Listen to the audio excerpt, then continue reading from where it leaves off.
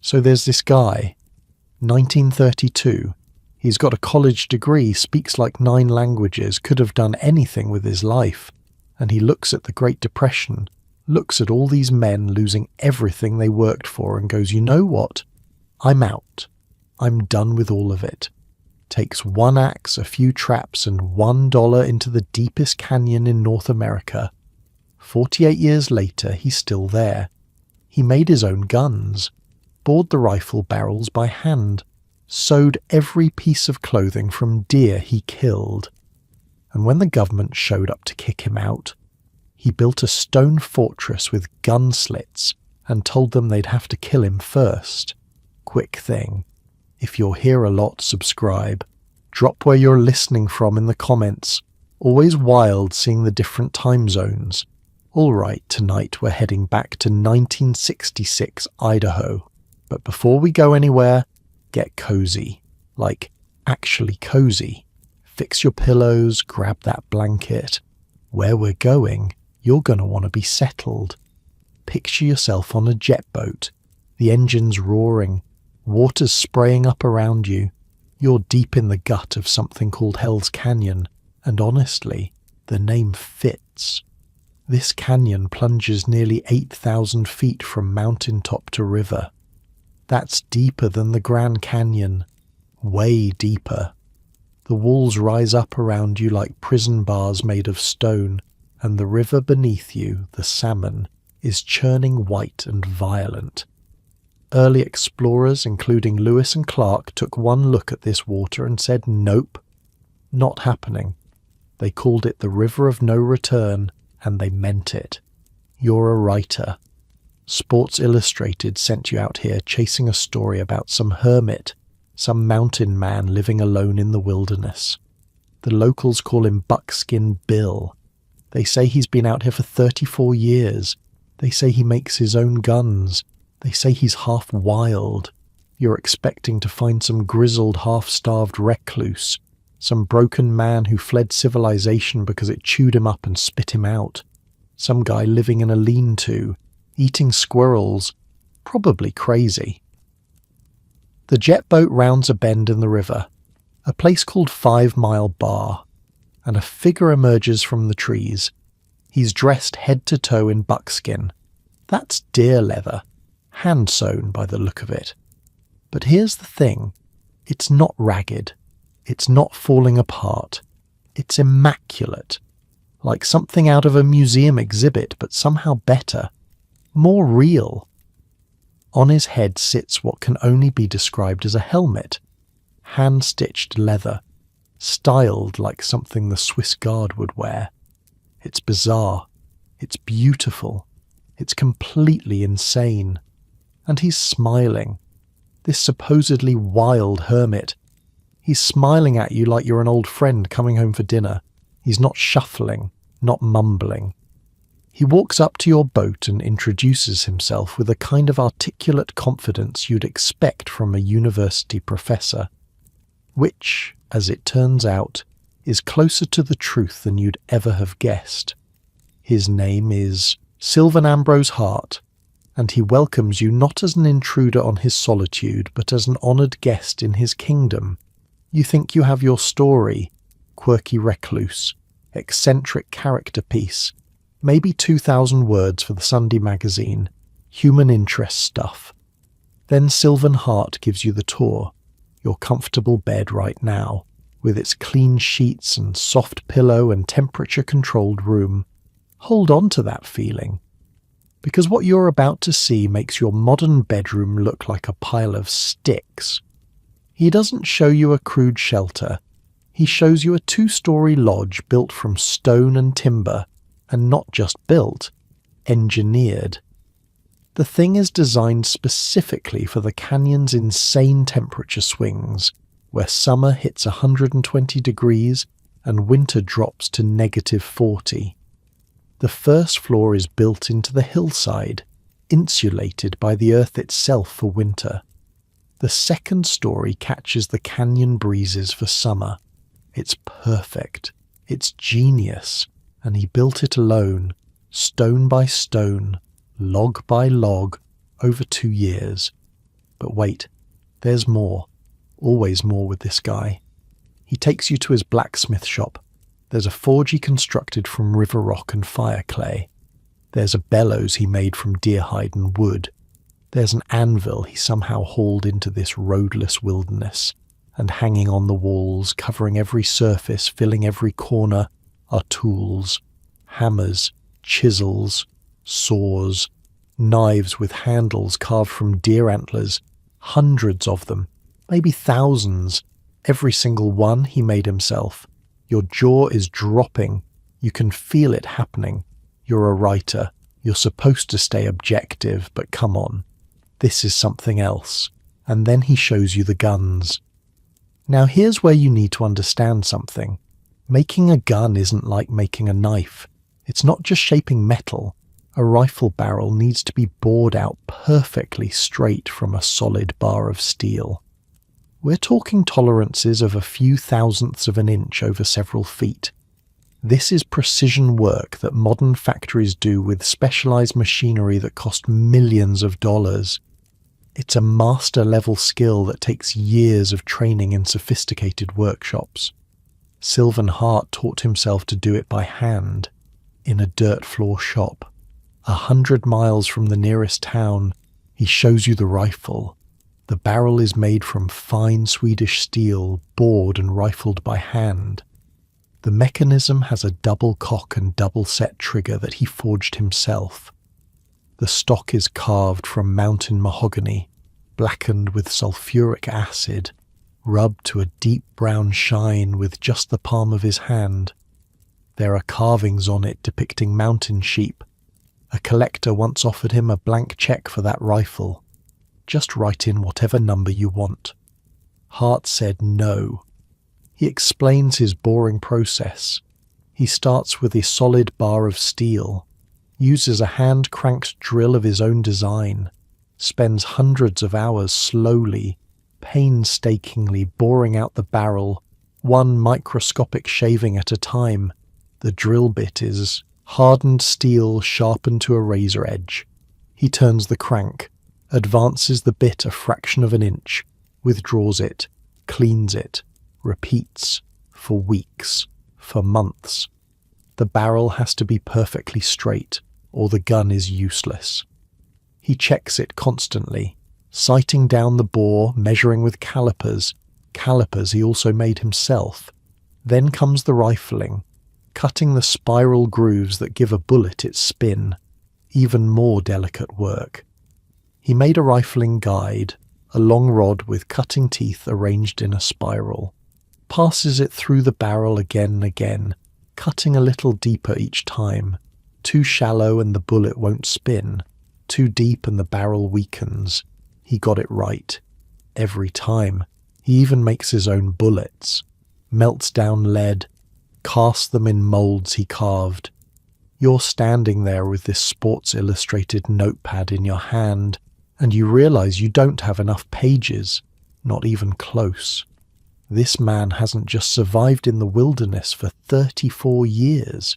He hasn't just scratched out some miserable existence eating roots and hiding from the weather. He has recreated industrial civilization by himself, from scratch, using only what he could make with his own hands. The samovar seals it. You walk into his kitchen and there's this massive thing.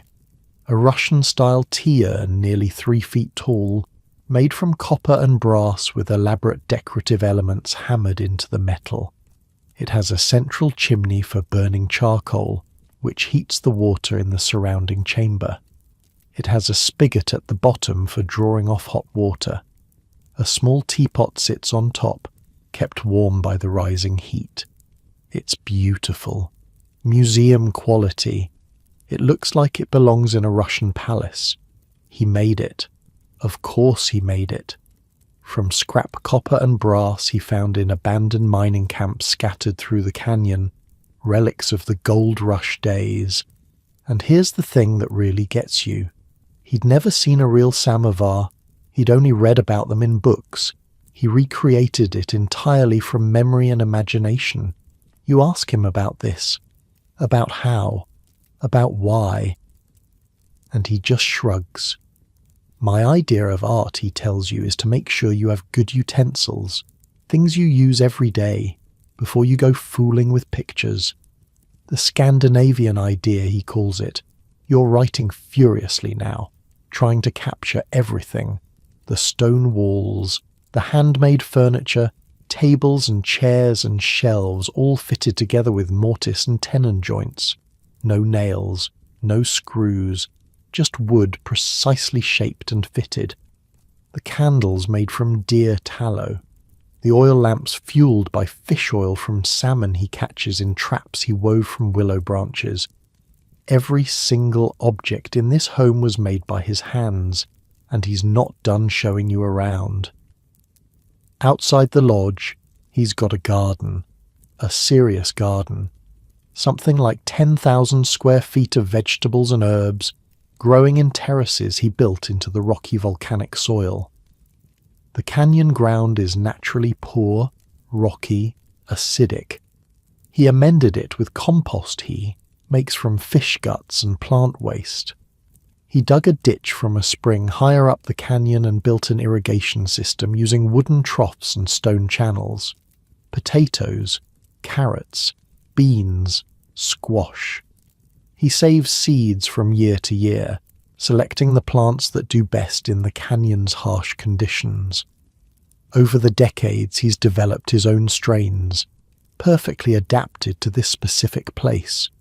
In a good year, he harvests over 2,000 pounds of potatoes alone. He stores them in a root cellar he dug into the hillside where the temperature stays a constant 45 degrees year-round. He dries beans and corn, makes sauerkraut from cabbage, fermenting it in wooden barrels, preserves fruit in jars sealed with wax. By October, his pantry is full. By April, it's nearly empty. Then he starts again. And that's just the vegetables. There's also the fishing. The salmon river is full of steelhead trout, chinook salmon and sturgeon. Hart built fish traps from woven willow branches, ingenious funnel-shaped devices that let fish swim in but not out. He places them in the eddies and backwaters where fish congregate. During the spring and fall salmon runs, he can catch enough fish in a single day to feed himself for a month. He smokes the fish over alderwood, hangs them in a smokehouse he built from river rock and timber, makes fish oil by rendering the fat, stores it in clay pots, uses it for cooking, for waterproofing his boots, for fuel in his lamps. Nothing is wasted. Everything connects. Everything serves multiple purposes. You're beginning to understand that you're not looking at a hermit. You're not looking at someone who fled civilization. You're looking at someone who built a new one. The sun is setting now. The canyon walls are turning gold, then orange, then purple. The salmon river is black and silver in the fading light. And Sylvan Hart, Buckskin Bill, is serving you tea from his handmade samovar in a cup he forged himself, while sitting in a chair he carved from canyon wood, wearing clothes he sewed from deer he hunted with a gun he made from scratch. You ask him the obvious question, the question everyone asks, why? And his answer changes everything you thought you knew about modern life, about independence, about what one person can actually accomplish when they stop depending on everyone else for everything. But that's not where this story starts. To understand this moment, to understand this man and this place and this impossible achievement, you need to go back. Back to 1932. Back to a time when America was falling apart. Back to a young man standing in the Texas oil fields, covered in grease, watching the world burn, making a decision that would define the next half-century of his life. The Great Depression had its teeth in America's throat. The stock market had crashed 3 years earlier. Unemployment hit 23%. Factories went silent. Farms turned to dust. The American dream felt like a cruel joke told at a funeral. And in the middle of all that chaos, a 26-year-old roughneck named Sylvan Hart looked at the men around him. Men with families, men broken by debt, men with that look in their eyes, that quiet desperation, that total dependence on a system that had failed them completely, a system of money and bosses and banks, a system where your life was never really your own. And he made a choice. He was done, not just with this job, not just with this oil field. He was done with the entire 20th century. He had a different idea of wealth, not money in a bank that could disappear overnight, but skill in his hands that could never be taken away, not a house in a suburb that a bank could foreclose on, but a fortress in the wilderness that was truly his. He wanted to build a life that no stock market crash, no depression, no boss, no bank, no government could ever take from him. So he packed what little he had, headed north, looking for a place so remote, so inaccessible, that the modern world would forget he even existed. He found Hell's Canyon, and for $1, he bought 50 acres of freedom. What happens next is one of the most remarkable survival stories ever lived. Not because he almost died, though he did, several times. Not because the conditions were brutal, though they were, almost unbearably so.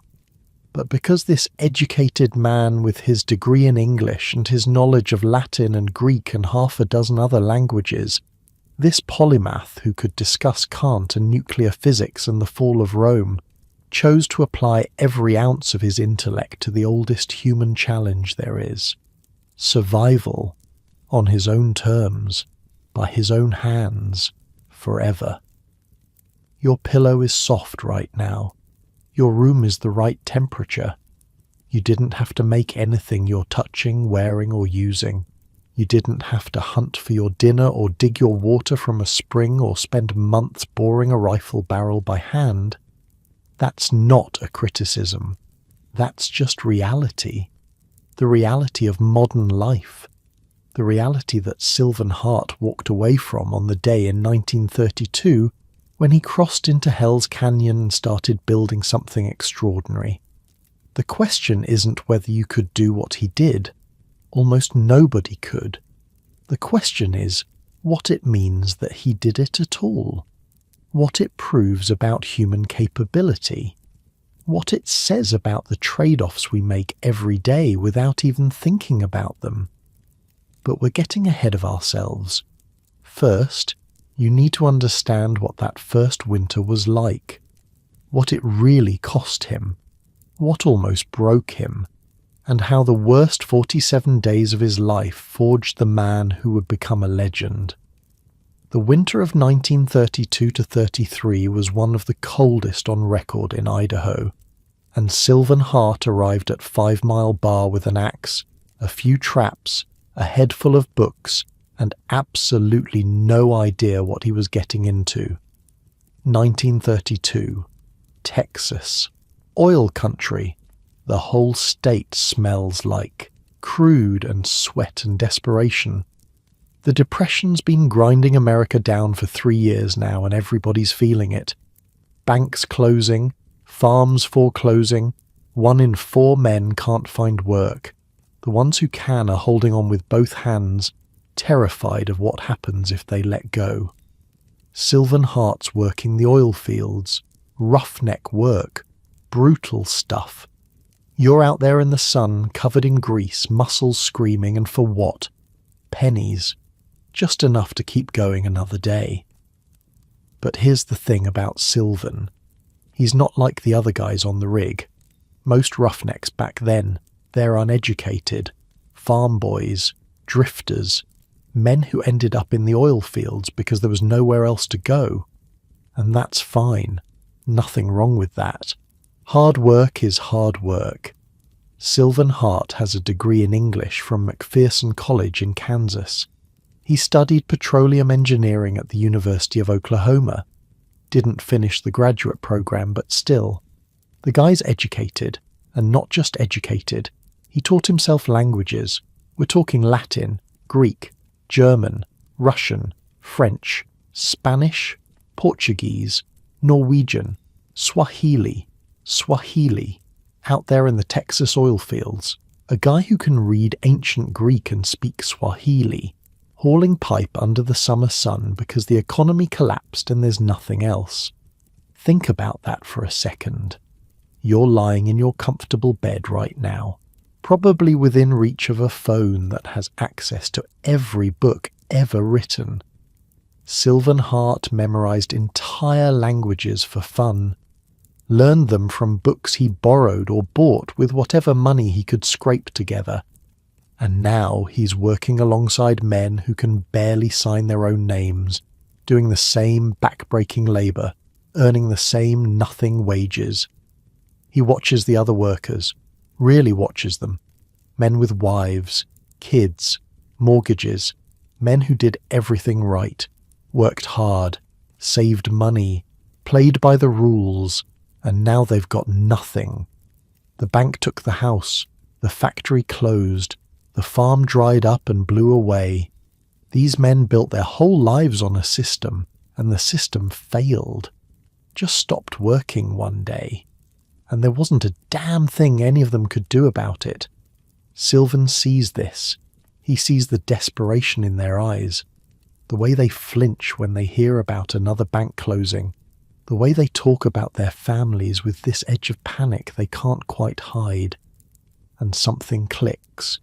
These men are dependent, completely dependent, on bosses who can fire them, on banks that can fail, on stores that can run out of food, on a whole web of systems and institutions that can collapse at any moment for reasons nobody understands. They don't know how to feed themselves without a grocery store, can't clothe themselves without a factory, can't shelter themselves without a construction company, can't defend themselves without a police force. We've traded something important, Sylvan thinks, something essential, given it up for convenience and comfort. He can't do anything for himself. Modern man, he realizes, is like a baby, helpless without his systems, his supply chains, his civilization. And when that civilization breaks down, when the gears stop turning, he's got nothing. Sylvan Hart decides, right there in the Texas heat, surrounded by the smell of oil and the sound of desperate men, that he's not going to be one of them. He's not going to spend his life depending on systems that can fail, on money that can become worthless, on jobs that can disappear. He's going to learn how to do everything himself, build everything himself, become completely, totally, utterly independent. Not as a hobby, not as a side project, as his entire life.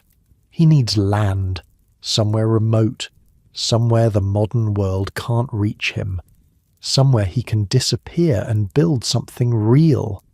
He heads north. Idaho's got wilderness, real wilderness, not parks with ranger stations and gift shops. We're talking millions of acres where no roads go, where no people live, where you can walk for weeks without seeing another human being.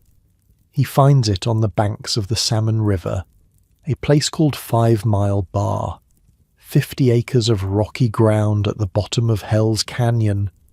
The canyon's a monster, 8,000 feet from mountaintop to river in some places, the deepest river gorge in North America. The walls are ancient granite, folded and twisted by forces that were old when dinosaurs were young. The river itself is a churning nightmare of white water and rapids. Lewis and Clark took one look and turned around, called it the River of No Return. The nearest town is 40 miles away, and there's no road. You walk, or you don't go. Sylvan buys the whole 50 acres for $1. $1. That's what freedom costs in 1932, if you're willing to work for it. He arrives in late fall. Bad timing. The worst possible timing, actually. He's got an axe, a few traps, some basic supplies, books, because of course he brought books, and absolutely no idea what he's really gotten himself into. He builds a shelter, not a cabin, not yet, just a dugout, half buried in the earth, with some logs and branches for a roof. It's crude. It's barely adequate for a summer camping trip. Winter comes early that year. Hell's Canyon has this weird thing going on with temperature. In summer, it's an oven. 120 degrees sometimes, the heat radiating off the rock walls until you can't breathe. But winter in the canyon is something else entirely. The canyon creates what's called a temperature inversion. Cold air is heavy, right? Sinks down. And in a canyon this deep, that cold air pools at the bottom like water in a bathtub.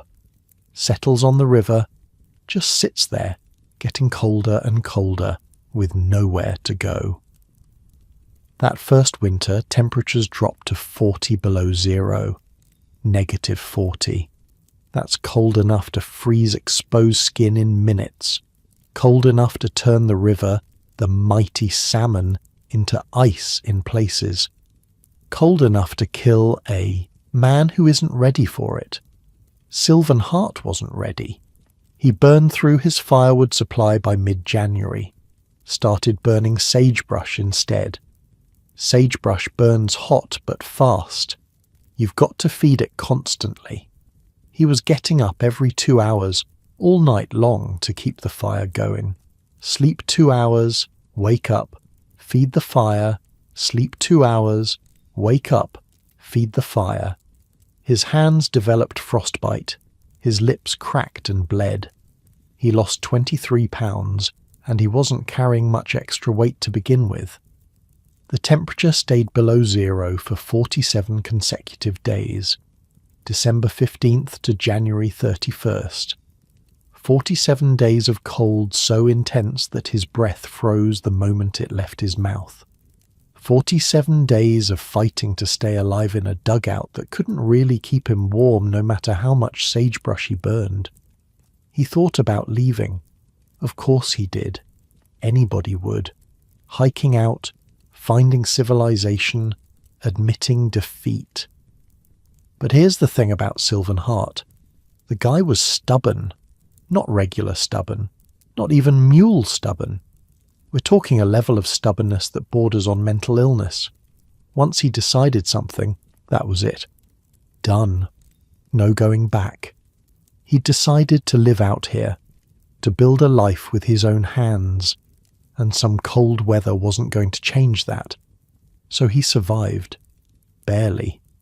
Lost some feeling in his fingers that never fully came back.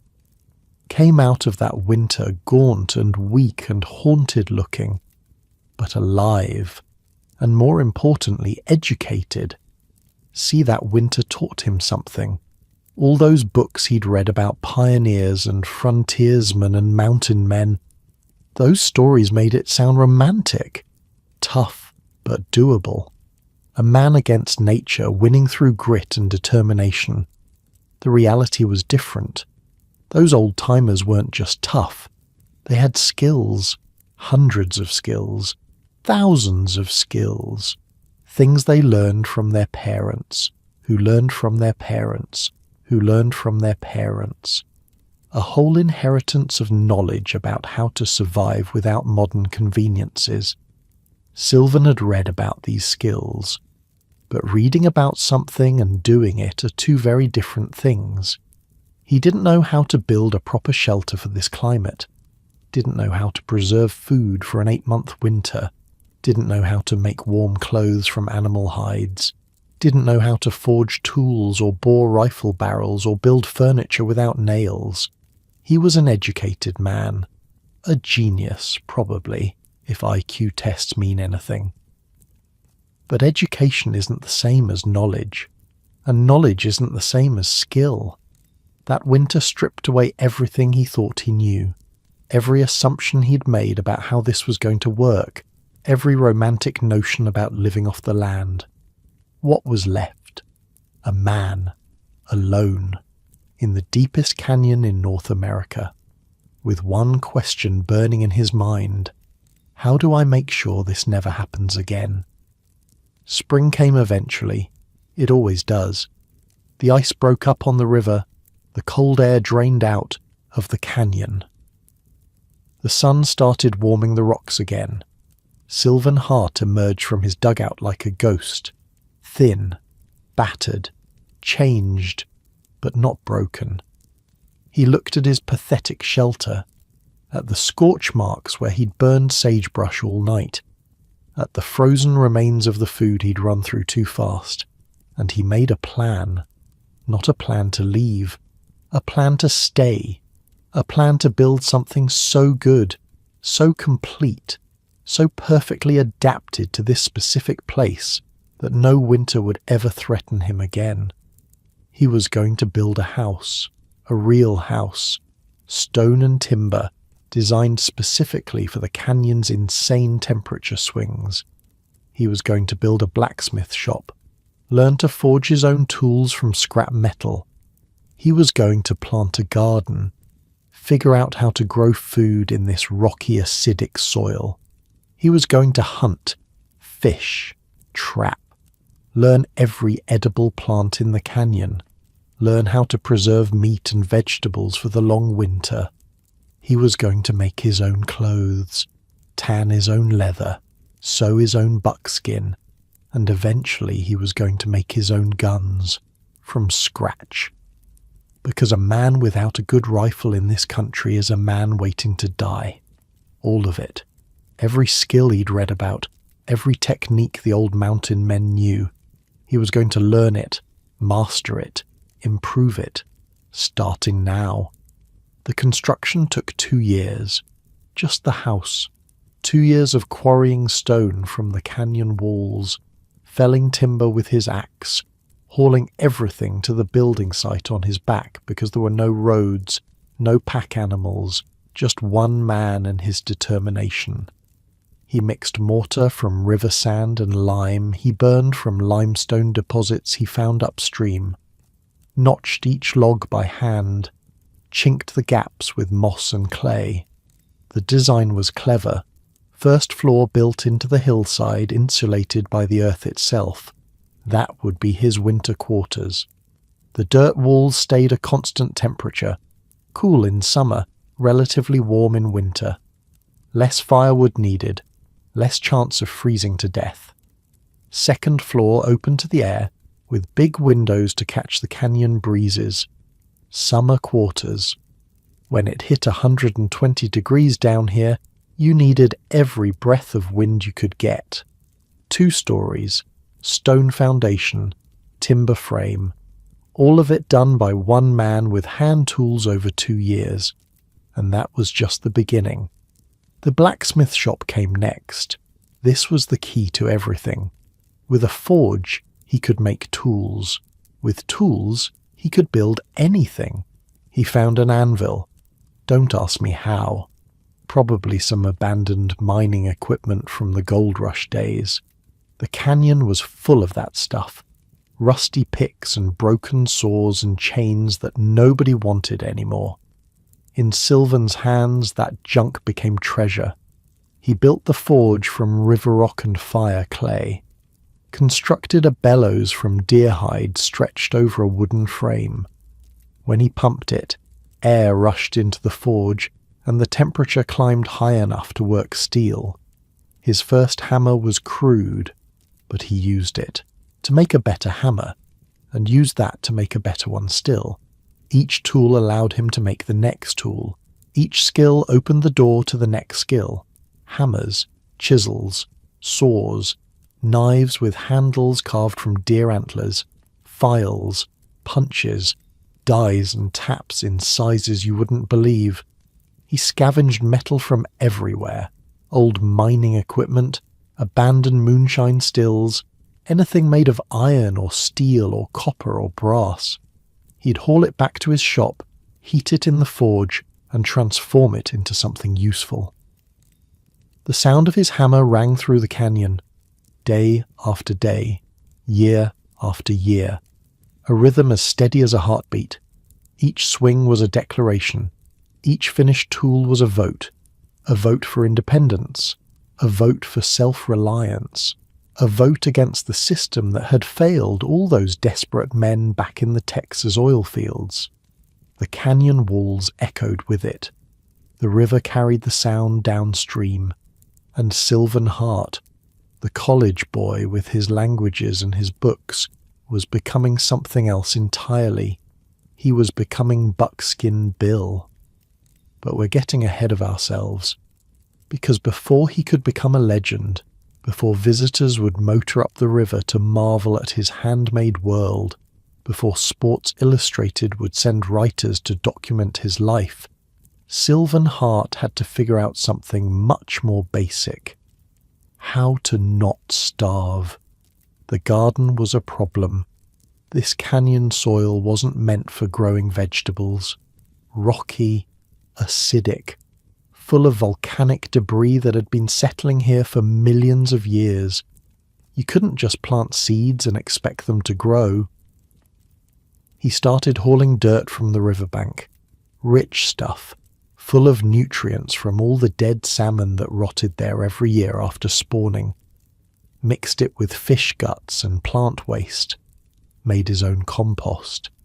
Then he built terraces, stone walls stacked up the hillside, creating flat growing spaces where water wouldn't wash away the soil. Back-breaking work, moving rocks by hand, piling them up, filling in behind them with his amended dirt. Dug a ditch from a spring higher up the canyon, built wooden troughs to carry the water down to his garden plots, stone channels to distribute it evenly, trial and error, so much trial and error, plants that died, crops that failed, seeds that never sprouted. But slowly, over years, he figured it out. Which vegetables could handle the short growing season? Which ones needed shade from the brutal summer sun? Which ones could take the cold nights? Potatoes did well. Carrots, beans, squash, cabbage for making sauerkraut. He saved seeds from the best plants, the ones that grew strongest in this specific place, planted those seeds the next year, saved the best again. Over time, he developed his own strains. Vegetables evolved specifically for Hell's Canyon. Darwin would have been proud. The hunting and fishing came easier. The canyon was full of game. Deer everywhere. Elk moving through in the fall. Bighorn sheep on the rocky slopes. And the river, thus. Salmon was absolutely stuffed with fish. He built traps, wove them from willow branches, funnel-shaped things that let fish swim in but confused them so they couldn't find their way out. Placed them in the slow water where fish like to rest. During the salmon runs, spring and fall, he could catch more fish than he knew what to do with. Built a smokehouse from river rock, hung the fish over alderwood fires. The smoke preserved the meat and gave it this rich, savoury flavour that made his mouth water just thinking about it. He rendered fish oil from the fatty salmon, stored it in clay pots, used it for cooking, for waterproofing his boots, for fuel in the lamps he made from clay and twisted plant fibre wicks. The deer he hunted with his rifle. Later, with rifles he made himself. But that's another story. What mattered was that he was learning. Every season taught him something new. Every failure pointed toward a better way. And every success was proof. Proof that he could do this. Proof that a man with enough determination could provide for himself, completely, without depending on anyone or anything. The roughnecks back in Texas, the men with the desperate eyes and the mortgages they couldn't pay, they were still out there probably, still grinding away at jobs that might disappear tomorrow, still dependent on systems they couldn't control. Sylvan Hart was free. Not comfortable, not yet, but free. And freedom, he was learning, was something you built. One stone at a time, one tool at a time, one skill at a time. Your pillow's probably pretty soft right now. Your room's probably the right temperature. You've got food in the kitchen and clean water from the tap and clothes you bought at a store. None of that's wrong. That's just modern life. But think about Sylvan for a second. Think about what it took to get to the point where he could feed himself, clothe himself, shelter himself, completely on his own. Years. It took years. And he was just getting started. Because tools and gardens and smokehouses were one thing. What he really wanted to make, what would truly prove he'd mastered this life, was something far more complicated. He wanted to make guns, real guns, working guns, guns he could hunt with and defend himself with and be proud of, and not just assemble them from parts. Anybody could do that. He wanted to make them from scratch.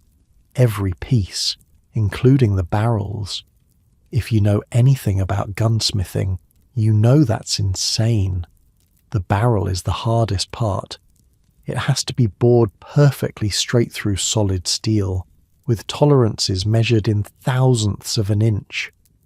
Modern factories use million-dollar machines for this. Sylvan Hart was going to do it by hand, in a dirt floor shop, with tools he made himself. Because why not? That's how his mind worked. If it could be done, he could learn to do it.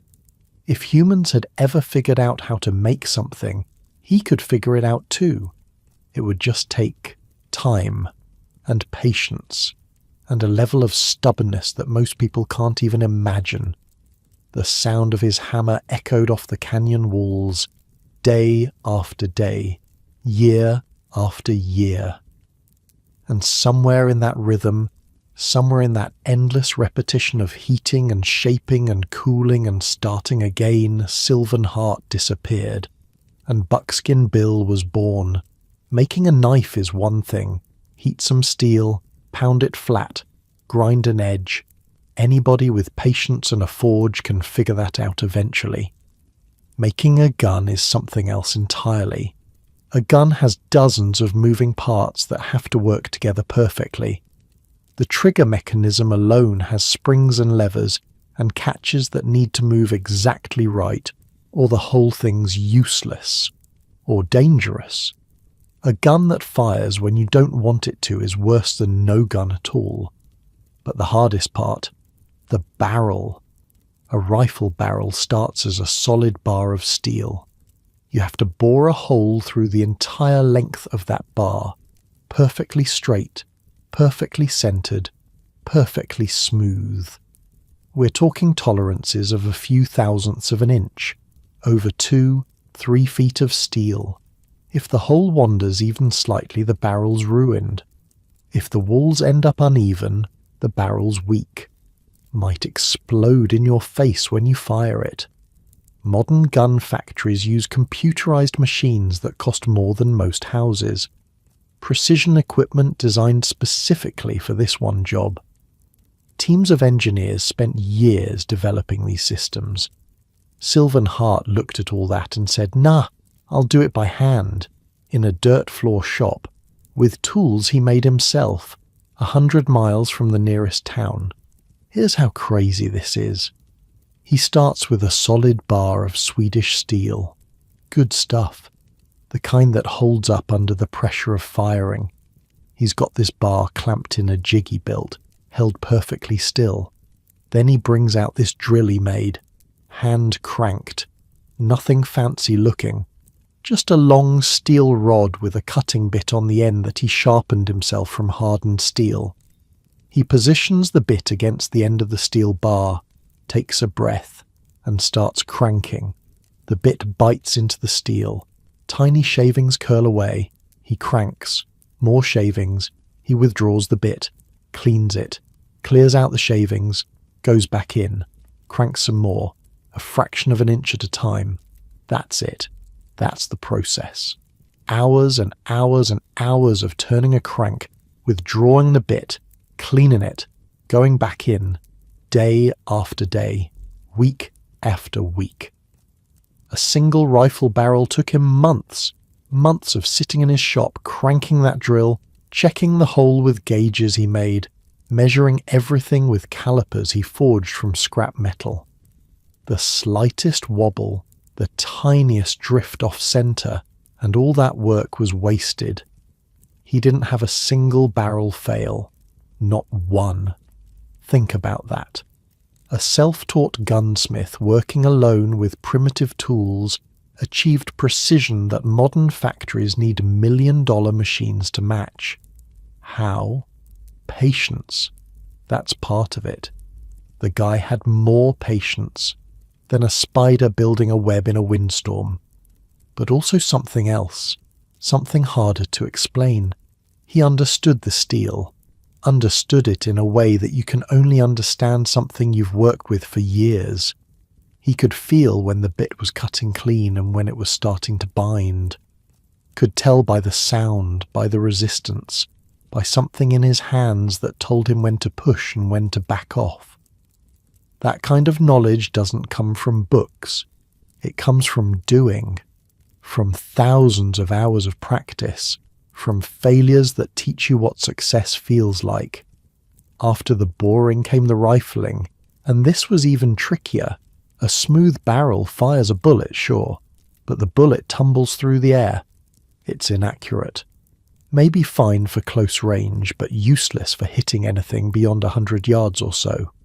Rifling changes that. You cut spiral grooves down the inside of the barrel. When the bullet fires, it catches those grooves and spins. A spinning bullet flies straight, stable, accurate. The grooves have to be cut at exactly the right angle. Too steep and the bullet spins too fast, loses energy. Too shallow and it doesn't spin enough to stabilize. And all the grooves have to be identical. Same depth, same width, same spiral. Sylvan made a rifling guide. A long steel rod with cutting teeth arranged in a spiral pattern. He'd insert it into the barrel, push it through, and the teeth would cut a little bit of the grooves. Then he'd pull it out, add a tiny shim between the teeth and the guide to make the next cut deeper, and run it through again. Over and over, each pass cutting a fraction deeper. Too shallow, and the bullet wouldn't spin right. Too deep, and the barrel walls got too thin. Dangerous. He got it right. Every time. The rifles he made weren't crude, weren't wall hangers you'd show to your friends and laugh about. They were beautiful, functional, deadly accurate. One had a stock carved from mountain mahogany, blackened with sulfuric acid and rubbed to a deep shine with just the palm of his hand.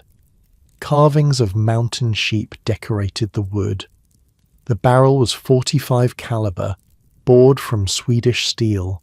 Double cock, double set trigger mechanism, all of it forged and fitted by hand. A collector once offered him a blank check for that rifle. Write in any number you want. Hart said no. Some things aren't for sale. He made pistols too. Handguns with the same precision, the same attention to detail. Made his own bullets by melting lead and casting them in molds he carved. Every gun he built he tested obsessively, fired hundreds of rounds through each one, adjusted the sights, refined the trigger pull, made sure everything worked exactly the way it should, and then he'd start on the next one.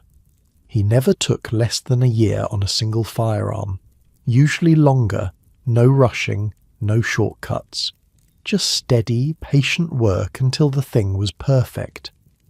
The rangers who patrolled the area gave him a nickname, started calling him Buckskin, Bill, because of the clothes. See, Hart didn't just make his tools and weapons, he made everything he wore. Deer were everywhere in the canyon. He'd shoot one, butcher it, eat the meat. But the hide, that was valuable. Too valuable to waste. Most people, if they tan a deerskin at all, they do it with the smooth side out. The grain side makes a leather that's water resistant, looks nice. Hart wore his buckskin with the hair side against his skin. Weird choice, right? But like everything he did, there was a reason. Deer hair is hollow.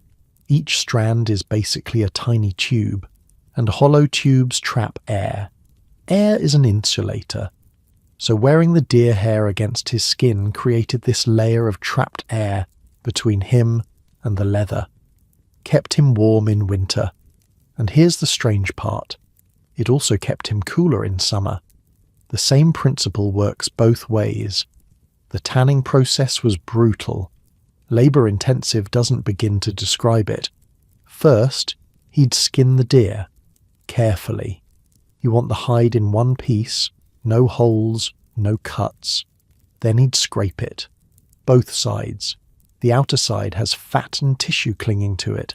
Has to come off. The inner side has a membrane. Also has to come off. He made scrapers from deer leg bones sharpened to a curved edge. Hours of scraping. Arms aching, hands cramping. After that came the braining. Yeah, braining. The deer's brain. Every animal has enough brain matter to tan its own hide. That's not a coincidence. The brain contains natural oils and enzymes that break down the proteins in the skin, makes the leather soft and pliable instead of stiff like rawhide. Hart would crack open the deer's skull, scoop out the brain, mash it up in warm water.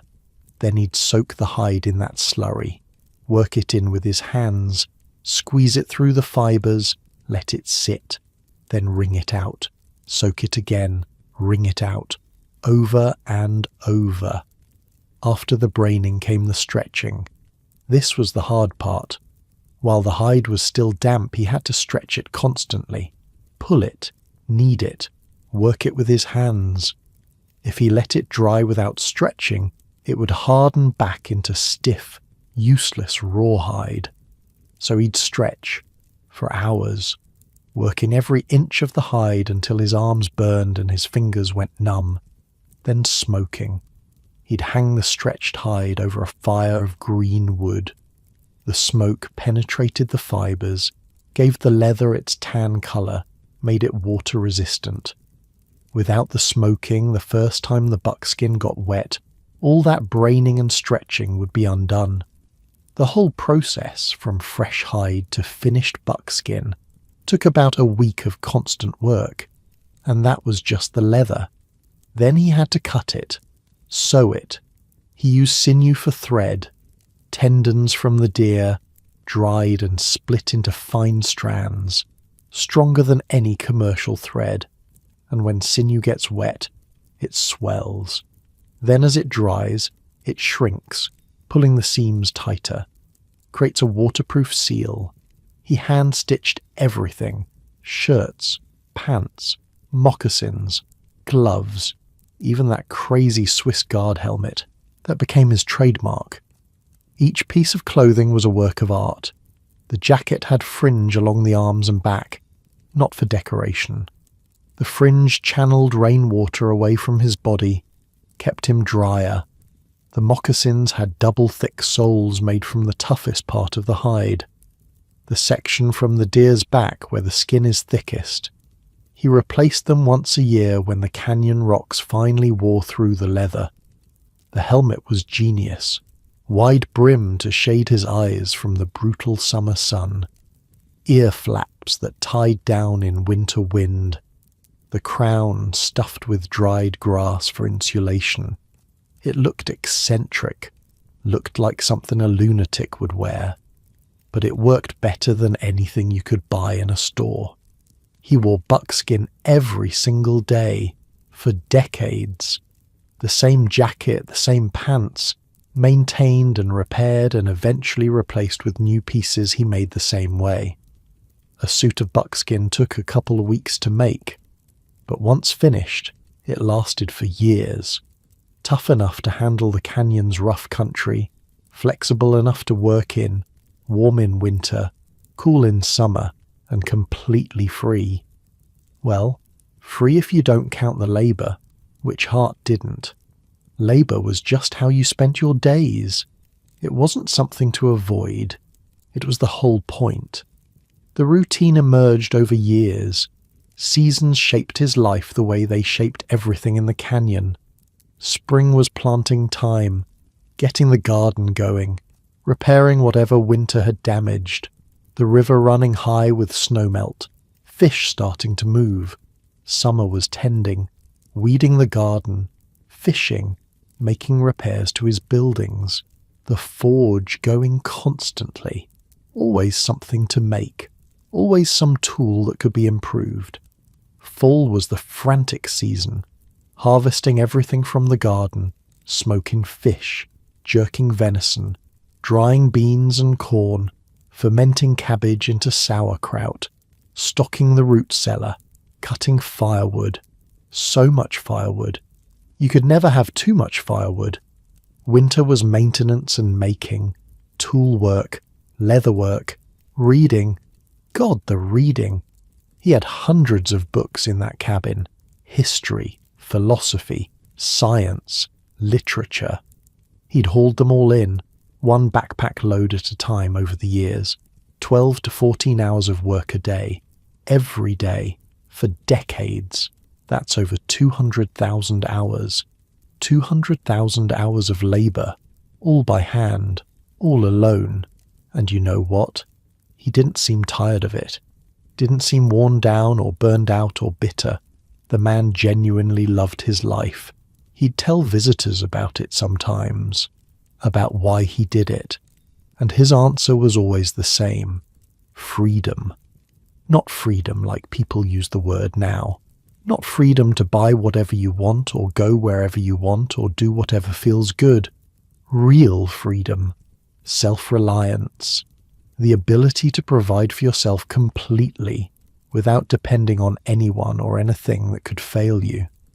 Modern man, he'd say, has traded his birthright for convenience. He can't feed himself, can't clothe himself, can't shelter himself, can't defend himself.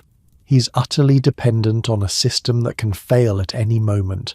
I chose differently. I chose to be free. Radical stuff for the 1950s and 60s. America was falling in love with consumerism back then. Suburbs, shopping malls. The idea that technology would solve all problems. That progress meant making things easier, more convenient, more dependent on systems you didn't understand and couldn't control. Hart was a living counter-argument, proof that another way was possible, not better necessarily, not for everyone, but possible. The sound of his hammer still echoed through the canyon. The smoke from his forge still rose into the sky, and every tool, every gun, every piece of clothing was testimony. Testimony that one man with enough skill and enough stubbornness could build a complete life with nothing but his own two hands. Your bed is soft right now. Your room is comfortable. Tomorrow you'll probably eat food someone else grew, wear clothes someone else made, use tools someone else designed. That's fine. That's normal. That's the trade-off we all make. But somewhere in the back of your mind, maybe you're wondering, what would it be like? What would it feel like to make everything yourself? To need nothing and no one? Sylvan Hart knew, and for 48 years he lived it. The canyon shaped him, and he shaped the canyon right back. He knew every trail, every fishing hole, every spot where deer like to bed down.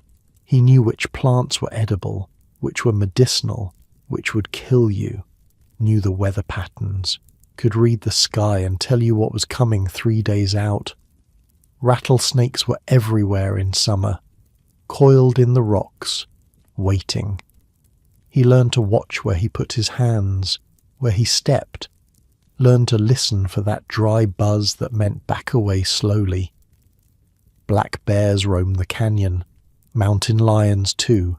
He respected them, gave them space. They generally left him alone. But he always carried one of his handmade pistols when he went out, just in case. The river was the real danger. The salmon was unpredictable. Flash floods could raise the water level 10 feet in a matter of hours. He'd watch the weather upstream, watch the river level, know when to move to higher ground. Spring of 52, a massive flood swept through, carried away trees, boulders, anything in its path. Hart watched from his lodge as the water rose to within 50 feet of his front door. His garden was underwater, his fish traps destroyed, but the lodge held. Built high on the hillside, built smart. When the water receded, he just started rebuilding. That's what you did out here. You didn't complain. You didn't wait for help. You rebuilt. Winter of 49 was the other bad one. A blizzard buried his cabin under 6 feet of snow, trapped inside for 3 weeks. He rationed his food, burned furniture for warmth when the firewood ran low, read the same books over and over because he couldn't get to his library. When the snow finally melted enough to dig out, he was gaunt, weak, but he survived. He always survived. And there were moments that made it worth it. Moments that no tourist would ever see. The way the light hit the river at dawn, turning the water to liquid gold. The stars on clear winter nights, so bright and so many they actually cast shadows. Herds of elk moving through in fall, silent and majestic. The cry of an eagle echoing off the canyon walls. These were his rewards, his payment for all that labour. He made music too, carved flutes from river cane, played them in the evenings, the sound drifting over the water, sang folk songs in multiple languages. Terrible singer by all accounts, voice like a rusty gate. But he sang anyway, because he could, because no one was around to complain. He was alone, but not lonely. That's something most people don't understand. There's a difference. Alone is a physical state. Lonely is an emotional one. Hart had his work, his books, his music, his thoughts, a life of the mind in the heart of the wilderness. The forge was his meditation. The rhythmic hammering cleared his head. Let him think. Let him be. And slowly, over years, word started to spread. There's a guy out there, in the deepest canyon in America, makes his own guns, lives like it's 1844. People started wondering, who is this man? How does he do it? Why? Eventually, inevitably, people started coming to find out. And that's when everything changed. Because the world Sylvan Hart had worked so hard to escape, it was coming to find him, first in the form of curious visitors, then in the form of the United States government, and Hart was going to have to decide just how far he was willing to go to keep what he'd built. Turns out, pretty damn far. The samovar is what really got people talking. Visitors would come through, river runners mostly, and Hart would show them around his place, the lodge, the forge, the guns, all impressive stuff. But it was the samovar that made their jaws drop. This thing sat in his kitchen like it belonged in a Russian palace, nearly 3 feet tall, copper and brass, hammered into shape by hand. Elaborate decorative elements worked into the metal, curves and flourishes that looked like they came from some European craftsman's workshop. It was a tea urn, traditional Russian design. You burn charcoal in a central chimney, and that heats the water in the chamber surrounding it. Spigot at the bottom to draw off hot water.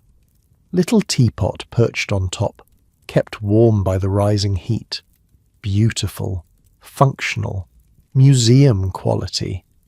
Hart had never seen a real samovar in his life.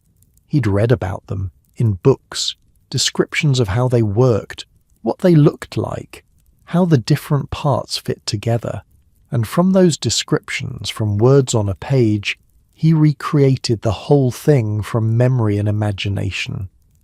The copper and brass came from abandoned mining camps scattered, through the canyon, old equipment, broken machinery, junk, basically. But Hart didn't see junk. He saw raw material. He'd haul the metal back to his shop, heat it in the forge, hammer it into sheets, then slowly, painstakingly, shape those sheets into the curves and chambers of the samovar, joining the pieces, working the decorations, getting everything to fit together just right. The whole process took months, maybe longer. He never said exactly. When it was done, he had a working tea urn that would have impressed a Russian aristocrat. Made from garbage, in a dirt floor shop, by a guy in buckskin who'd never travelled east of Kansas. That's what got people. Not just that he could do it, but how he could do it. The mental leap from reading about something to building it from scratch. The ability to visualize how all the pieces fit together, to solve engineering problems without ever seeing the solution, to create something beautiful from nothing but scraps and determination. The samovar was a symbol. Hart knew that. He'd tell visitors about it. My idea of art, he'd say, is to make sure you have good utensils first, things you use every day, before you go fooling with pictures. The Scandinavian idea, he called it. And he wasn't wrong. Look around his cabin and everything was like that. Functional art, useful beauty, tables and chairs carved from canyon wood, fitted together with mortise and tenon joints. No nails, no screws, just wood precisely shaped to hold itself together.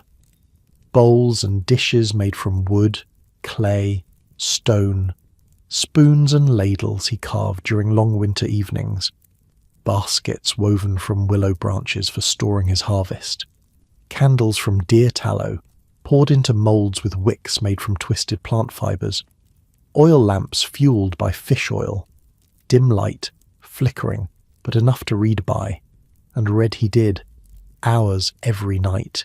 History, philosophy, science, literature, anything he could get his hands on. The man's knowledge was ridiculous, not just broad but deep. He could discuss the fall of Rome, the philosophy of Kant, nuclear physics, and the poetry of Wordsworth all in the same conversation. Quote passages from memory, argue points, draw connections between ideas that seemed totally unrelated. He knew geology because he had to, needed to identify the right stone for building, the right ore for smelting. He knew metallurgy because he had to. Different metals behave differently under heat and stress. Get it wrong, and your tools break. Your guns explode. He knew botany, which plants were edible, which were medicinal, which would grow in his garden, which would kill you. He knew animal behavior, had to, if he wanted to hunt successfully. He knew hydrology, designed that irrigation system from the spring to his garden, understood how water moved, where it collected, how to channel it. He knew architecture, built structures that could handle temperature swings from -40 to 120 degrees.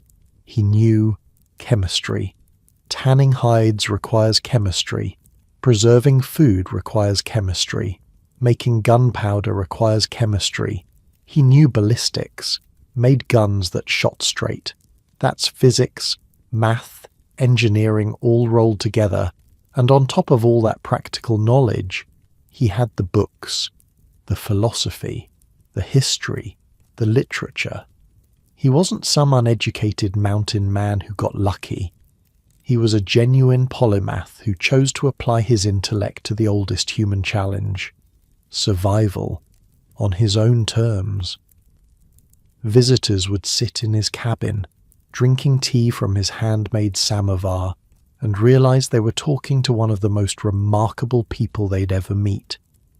This guy in buckskin, with the wild beard and the strange helmet, was smarter than most college professors, more skilled than most craftsmen, more self-sufficient than anyone they'd ever imagined.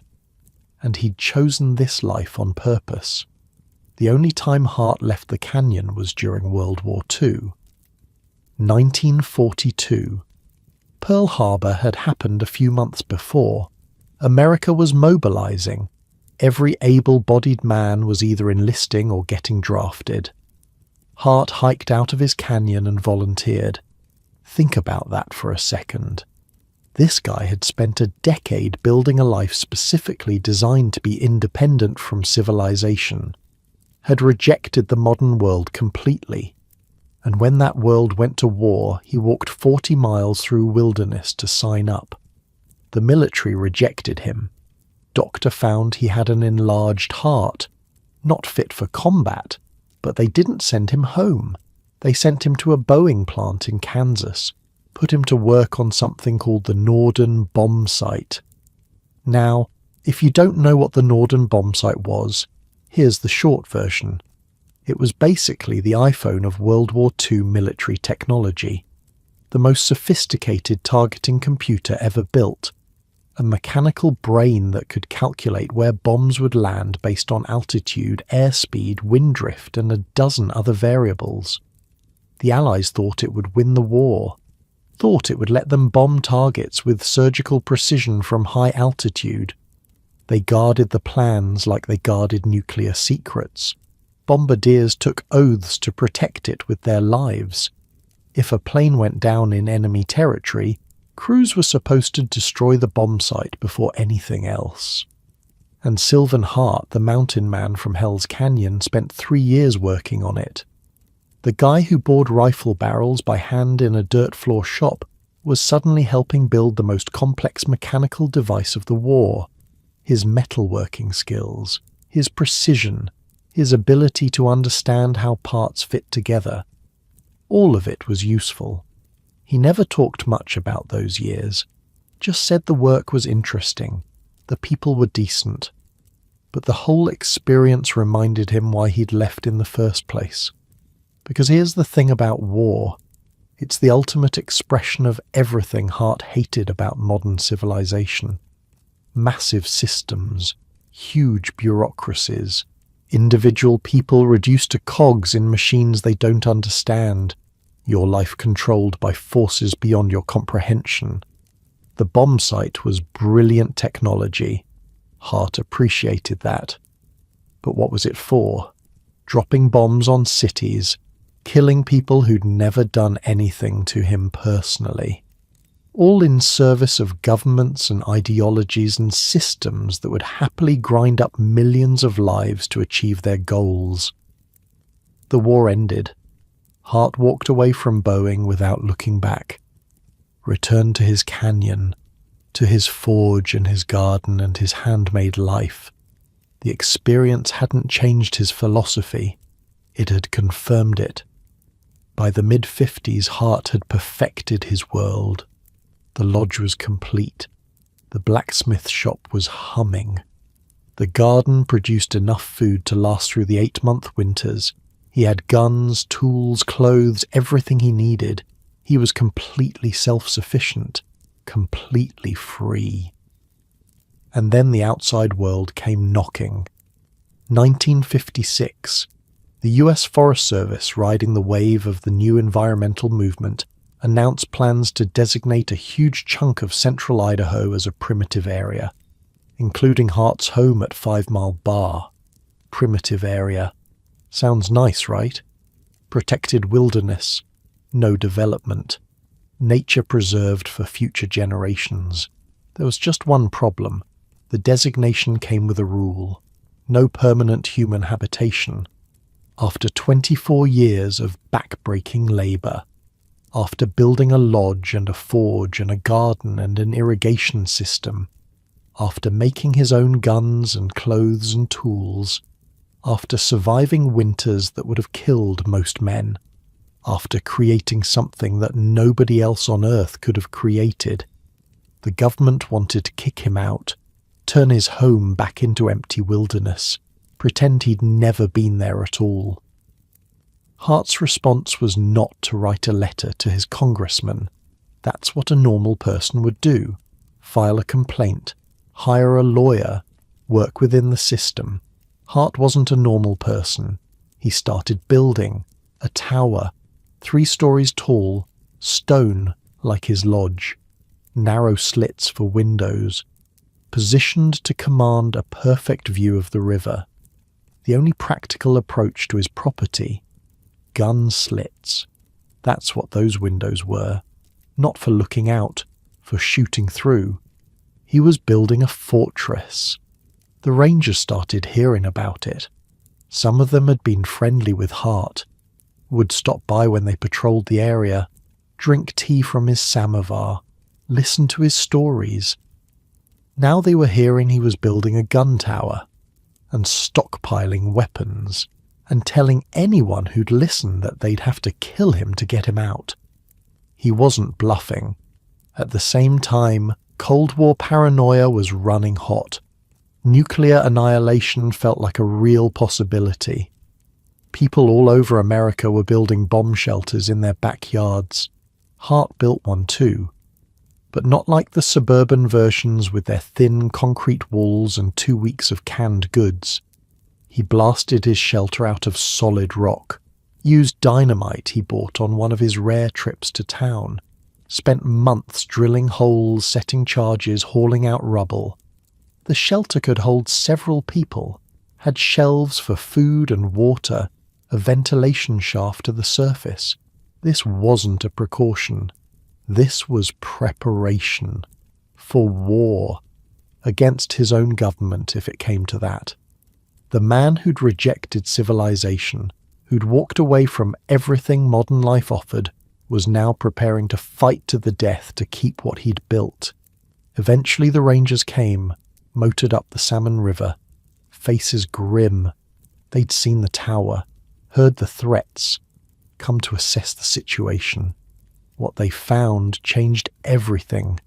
They saw the lodge, the craftsmanship, the genius of the design.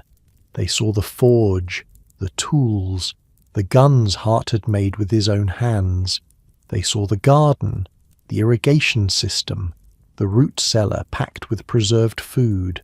They saw a man who wasn't breaking any laws, who was living in harmony with the land, who wasn't hurting anyone or anything. And they saw the tower, the gun slits, the absolute unshakable determination in his eyes. This wasn't some crazy hermit squatting on public land. This was a sovereign individual, a king in his own kingdom, a man who had built something remarkable and would die before he let anyone take it away. The Rangers made a decision, a wise decision probably, definitely the practical one. They backed down. The area got its wilderness designation, but an exception was made.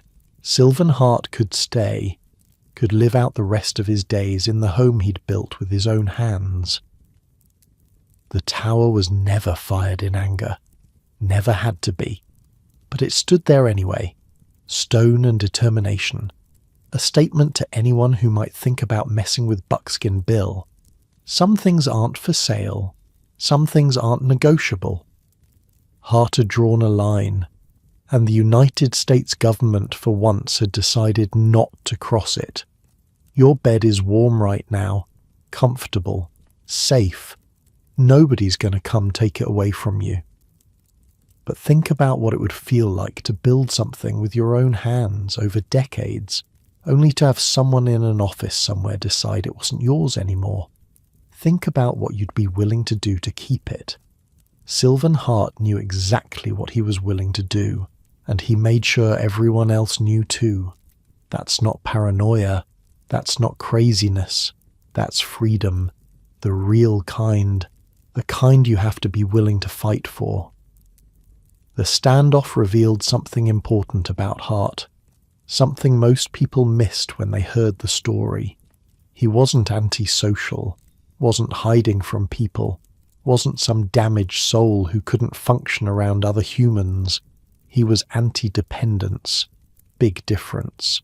Hart actually liked people, would talk for hours with anyone who made the journey to visit him. give them tours of his compound, show off his guns, his tools, his magnificent samovar, discuss history and politics and philosophy with astonishing depth, all while wearing his buckskins and that strange helmet. He wasn't a hermit in the traditional sense. He was a sovereign individual who happened to live alone, by choice. Not because he couldn't handle society, but because he didn't need it. The government backing down wasn't just a victory for Hart. It was validation. Proof that his way of life had value. That one man, living in harmony with the land, skilled enough to provide for himself completely, had rights worth respecting. The rangers who'd come to assess the situation ended up becoming regular visitors, would stop by on patrol, share a cup of tea, talk about the canyon, the wildlife, whatever was on their minds. They respected him.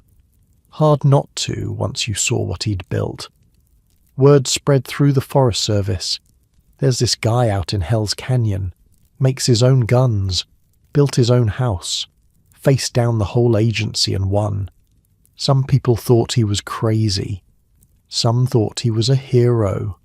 Most just thought he was interesting. A living relic of a world that had mostly disappeared. Hart didn't care what they thought. He had his home, his work, his freedom. That was enough. The tower stood there for the rest of his life, never used for its intended purpose.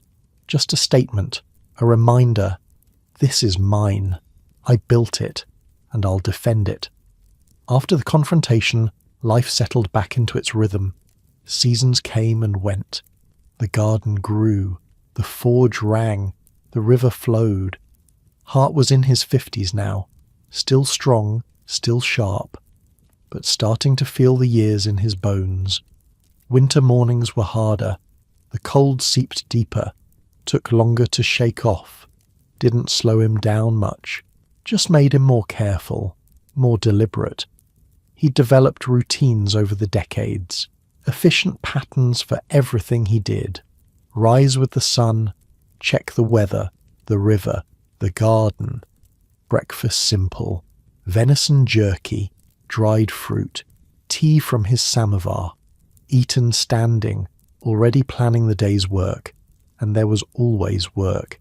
Spring meant planting and repairing winter damage. Summer meant tending the garden, fishing, maintaining the buildings. Fall was the frantic race to harvest and preserve and prepare. Winter was tool-making and leather work and reading by the dim light of his fish oil lamps. He worked in blocks, 2 hours at the forge, an hour in the garden, 3 hours on whatever construction project needed attention, an hour of hunting or checking traps. Switching tasks kept him fresh, kept the fatigue at bay. A man working alone can't afford to burn out. There's nobody to pick up the slack. He estimated he worked 12 to 14 hours a day, every day, for decades. Not because someone made him, not because he was chasing money or status or approval, because the work was the point. Modern people, Hart thought, had it backwards. They worked jobs they hated to buy things they didn't need to impress people they didn't like. Then they called the free time left over there real life. Hart's work was his real life. Every swing of the hammer, every seed planted, every hide tanned, every gun bored, it was all him, all his. He wasn't trading his time for money so he could buy manufactured happiness. He was building his life directly, hour by hour, day by day, year by year. That's why he never seemed tired of it, never seemed bitter or burned out. The work wasn't taken from him, it was added to him, making him more, making his world bigger and richer and more complete. Visitors would ask him about loneliness. Wasn't it hard being alone all the time? Didn't he miss people? Hart would shrug. There's a difference, he'd say, between being alone and being lonely. Lonely is when you need something you don't have, when there's a hole in your life that other people are supposed to fill. Hart didn't have that hole. His life was full of work and purpose and beauty, full of the satisfaction that comes from making things with your own hands, full of the peace that comes from knowing you can handle whatever comes.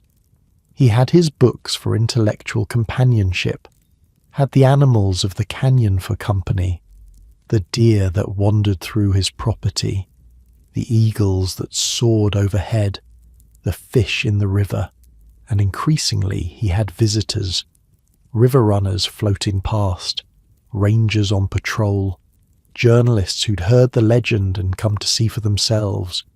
The world was changing out there. The 60s were coming. Counterculture, environmentalism, a generation questioning everything their parents had built. And suddenly, this old man in buckskin didn't seem so crazy anymore. Seemed almost prophetic. A man who'd seen the problems with modern life decades before anyone else, who'd found a solution and lived it. The rafters started coming in bigger numbers.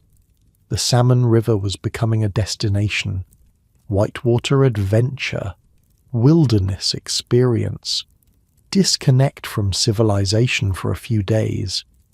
And right there on the river, at 5 Mile Bar, was the ultimate disconnection. A man who'd been off the grid since before there was a grid. Hart could have hidden from them, stayed in his cabin when the rafts floated by, guarded his solitude jealously. Instead, he did the opposite. He became a tourist attraction, would stand on his porch as the rafts approached, wave them over, offer tours of his compound, show off his creations, talk their ears off about everything from hide tanning to nuclear physics. He'd found something unexpected in his later years, an audience, all that knowledge, all those skills, all that philosophy. He'd spent decades developing it alone. Now he had people to share it with, and they listened. God, did they listen. Who wouldn't? Here was a man who'd actually done what most people only fantasized about. Left it all behind, built something real, lived on his own terms. He wasn't just surviving out here, he was thriving, happy, fulfilled. Maybe that was the most radical thing of all. Not the tower or the guns or the confrontation with the government. Just a man, alone in the wilderness, happy. That's what stuck with people. That's what they talked about when they got home. That's what made the legend grow. Buckskin Bill, the last of the mountain men, the guy who figured out something the rest of us are still trying to understand. Your pillow's soft. Your blankets are warm. You've probably got a phone within arm's reach that connects you to everyone you've ever known. Hart had none of that, and he was fine. Better than fine. Makes you wonder, doesn't it? What we're really chasing. What we actually need. Hart knew his answer. Lived it for 48 years. The rest of us are still working on ours. The rafters loved him. Couldn't get enough. They'd pull their boats up to the sandbar at 5 Mile Bar, and there he'd be, waiting on his porch, that ridiculous helmet on his head. Buckskin's immaculate despite decades of wear. Beard going red at the sides, white at the chin, straw-coloured at the tip, and he'd wave them over like old friends. Come on up, let me show you around. The tours became legendary on the river. You haven't really done the salmon, people would say, until you've had tea with Buckskin Bill. He'd start with the lodge, point out the construction details, how he'd quarried the stone, notched the logs, designed the whole thing for the temperature extremes. Visitors would run their hands over the walls, trying to wrap their heads around it. One man, hand tools, 2 years, then the forge. He'd explain how he built it, how the bellows worked, how he heated metal until it glowed and hammered it into shape. Sometimes he'd demonstrate, fire up the coals, work a piece of steel while they watched, sparks flying, hammer ringing, the smell of hot metal and wood smoke. The guns always got the biggest reaction. He'd hand them around carefully, let people feel the weight, sight down the barrels. He'd explain the boring process, the months of hand cranking, the precision required. And their faces would do this thing, this slow transformation from polite interest to genuine awe. You made this by hand, from scratch, every part, even the bullets. Then came the samovar and the tea. He'd serve them in cups he'd forged himself, seated in chairs he'd carved, and he'd talk. God, could that man talk. History, politics, philosophy, science, whatever was on his mind. He'd hold court like some wilderness professor, jumping from topic to topic, making connections nobody else would see. The fall of Rome and modern agriculture, nuclear physics and frontier survival, Kant's categorical imperative and how to tan a hide. People would sit there, tea going cold in their hands, just listening, forgetting they had a river to run, forgetting time was passing. He had opinions on everything, strong ones, would share them freely whether you asked or not. The Vietnam War was heating up in the 60s. Hart had thoughts, plenty of thoughts, would corner visitors and explain exactly what was wrong with the whole enterprise, not from a political angle, from a practical one. Systems, he'd say. It's always systems. Massive systems trying to control things they don't understand. Governments, armies, bureaucracies, all of them grinding up individual people to serve goals those people never agreed to. Same thing that happened in the oil fields during the Depression. Same thing that happens everywhere civilization gets too big for its britches.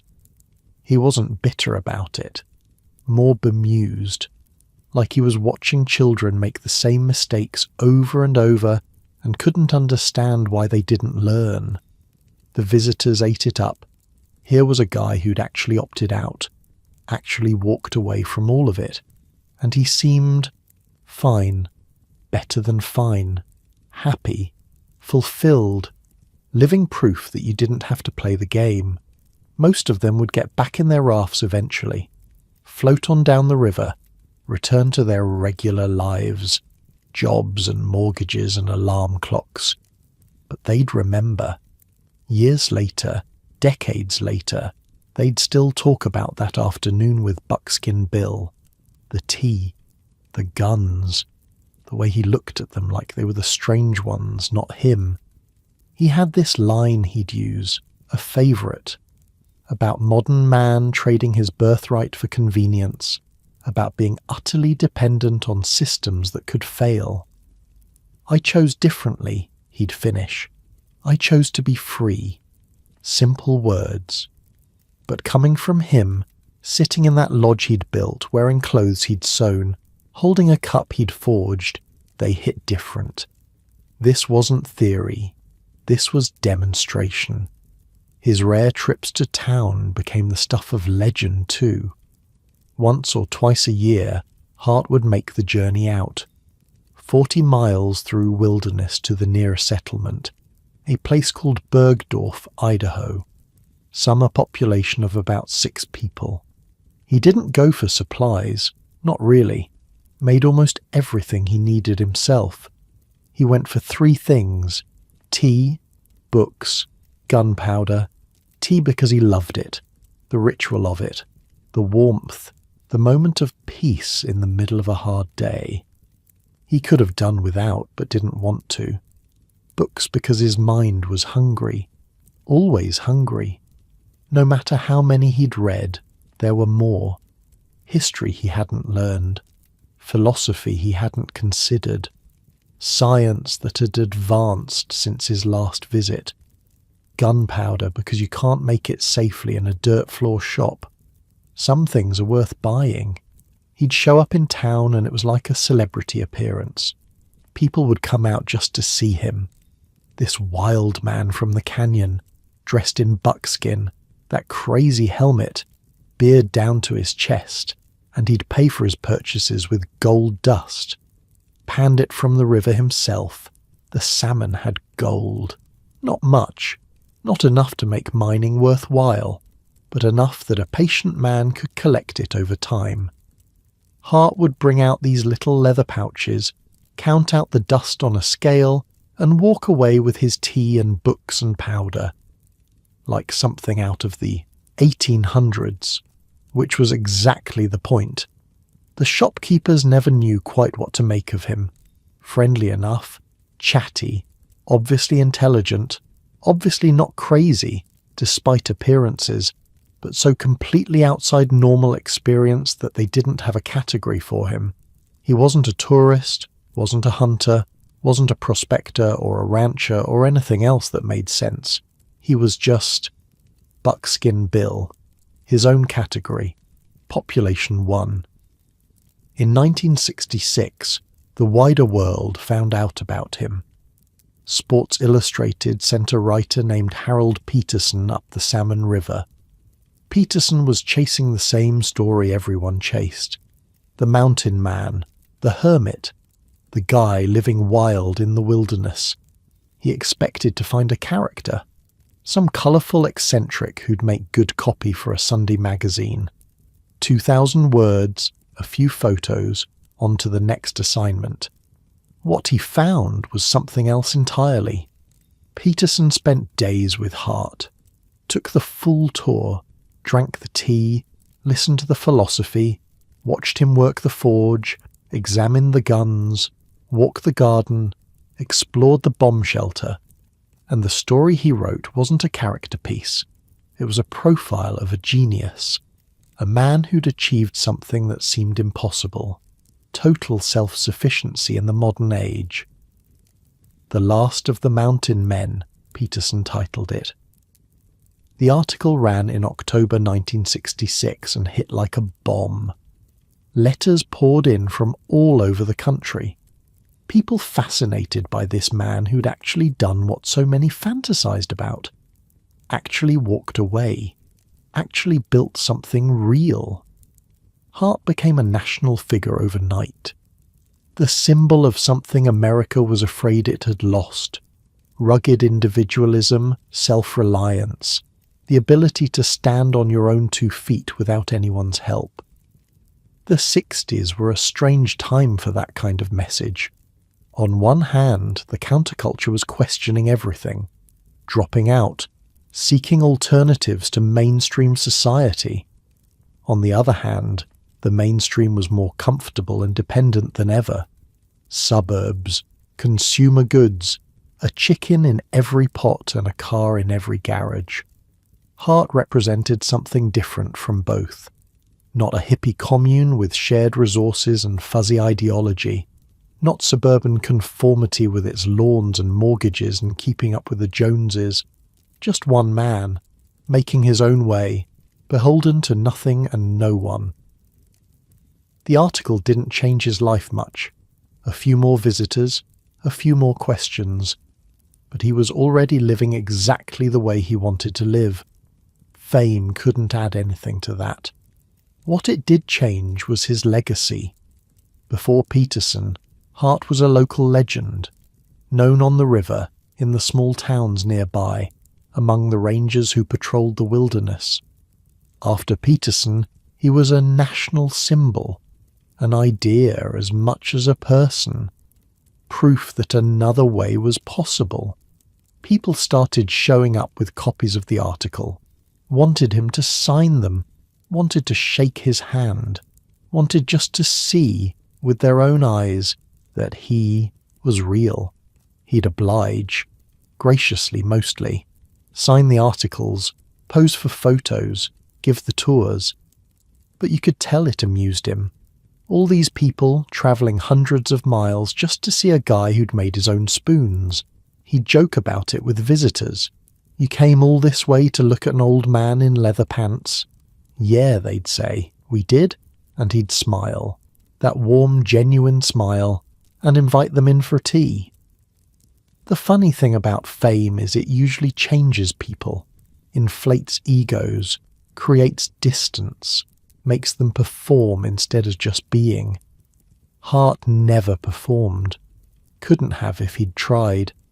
What you saw was what he was, a man who'd built an extraordinary life, happy to share it with anyone who showed up. No pretense, no affectation, just honesty. He'd tell visitors about the hard times, the winter that almost killed him, the frostbite, the loneliness that crept in sometimes, despite what he said about the difference between alone and lonely. He'd admit he wasn't perfect, had made mistakes, built things that didn't work, tried techniques that failed, wasted time and materials on dead ends. That's how you learn, he'd say, by getting it wrong and trying again, over and over until you get it right. The visitors loved that too, the honesty, the humanity. This wasn't some superhuman figure beyond normal comprehension. This was a regular person who decided to do something difficult and stuck with it long enough to succeed. That was the real lesson, maybe. Not that you needed superhuman abilities, just superhuman stubbornness. He had a soft spot for young people, the ones just starting out, still figuring out what their lives would be. Would take extra time with them, ask questions.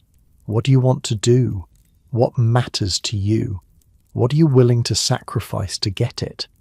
Not preaching, just curious, and maybe hoping to plant a seed.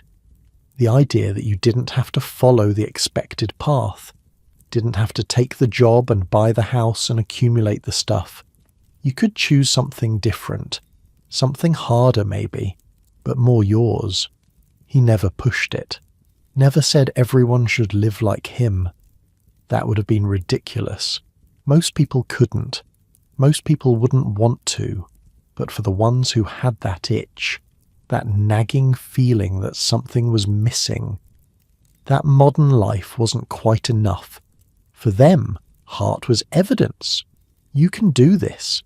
It's possible. I did it. The sun would set over the canyon, the light turning everything gold as purple, the river going dark and silver.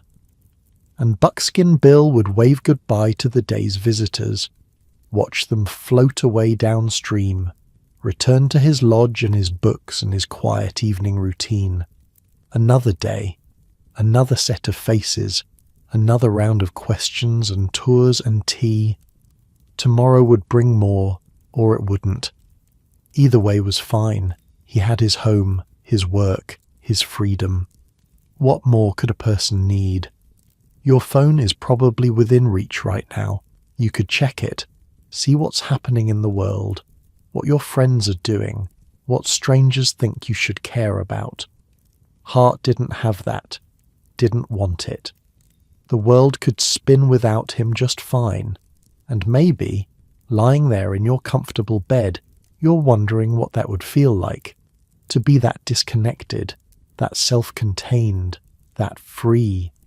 It's a strange thought to fall asleep to, but a good one maybe. What would you keep? What would you let go? Hart figured out his answer. Lived it for 48 years. The rest of us get to wonder. There were stories he'd tell, over and over to different visitors, polished smooth like river stones from repetition.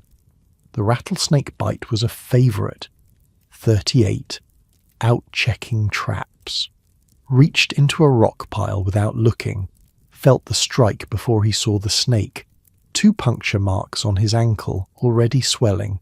40 miles from help. No phone, no radio. Just him and whatever he could find in the canyon. He made a tourniquet from his belt.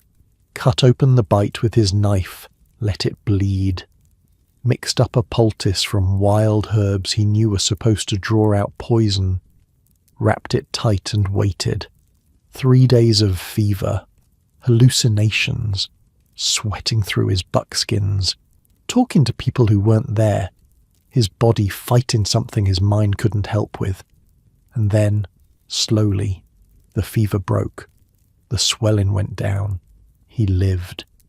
Visitors would ask how he stayed so calm, how he didn't panic, didn't try to hike out for help. What good would panic do, he'd say. You deal with what's in front of you. Figure out the problem, apply what you know, and accept that some things are out of your hands. That was Hart in a nutshell. Practical to the bone. No time for drama or self-pity, just solutions. He had a sense of humour too, dry as canyon dust. A woman once asked him what he'd do if he broke his leg out in the woods somewhere. Miles from home. No way to get help. Hart didn't miss a beat. "Ma'am," he said, "we don't get broken legs round here." She didn't know what to make of that. Neither did anyone else. Was he joking? Being serious? Making some philosophical point about will and determination? All of the above, probably. That was his style. He'd poke fun at civilization, at all the things modern people thought they needed.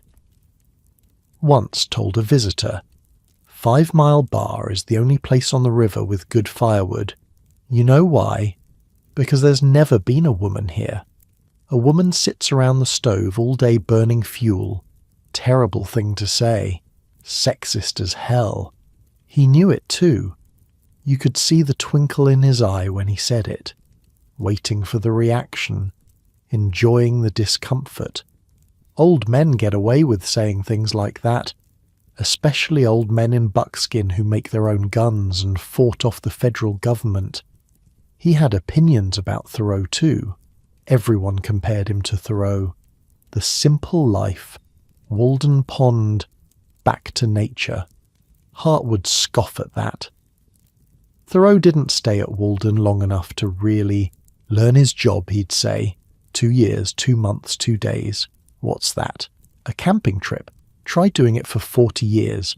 Then we'll talk. Harsh? Maybe. But he had a point. Thoreau was experimenting, trying something out, always knowing he could go back to civilization whenever he wanted. Hart had burned his bridges, literally in some ways. This wasn't an experiment. This was his life.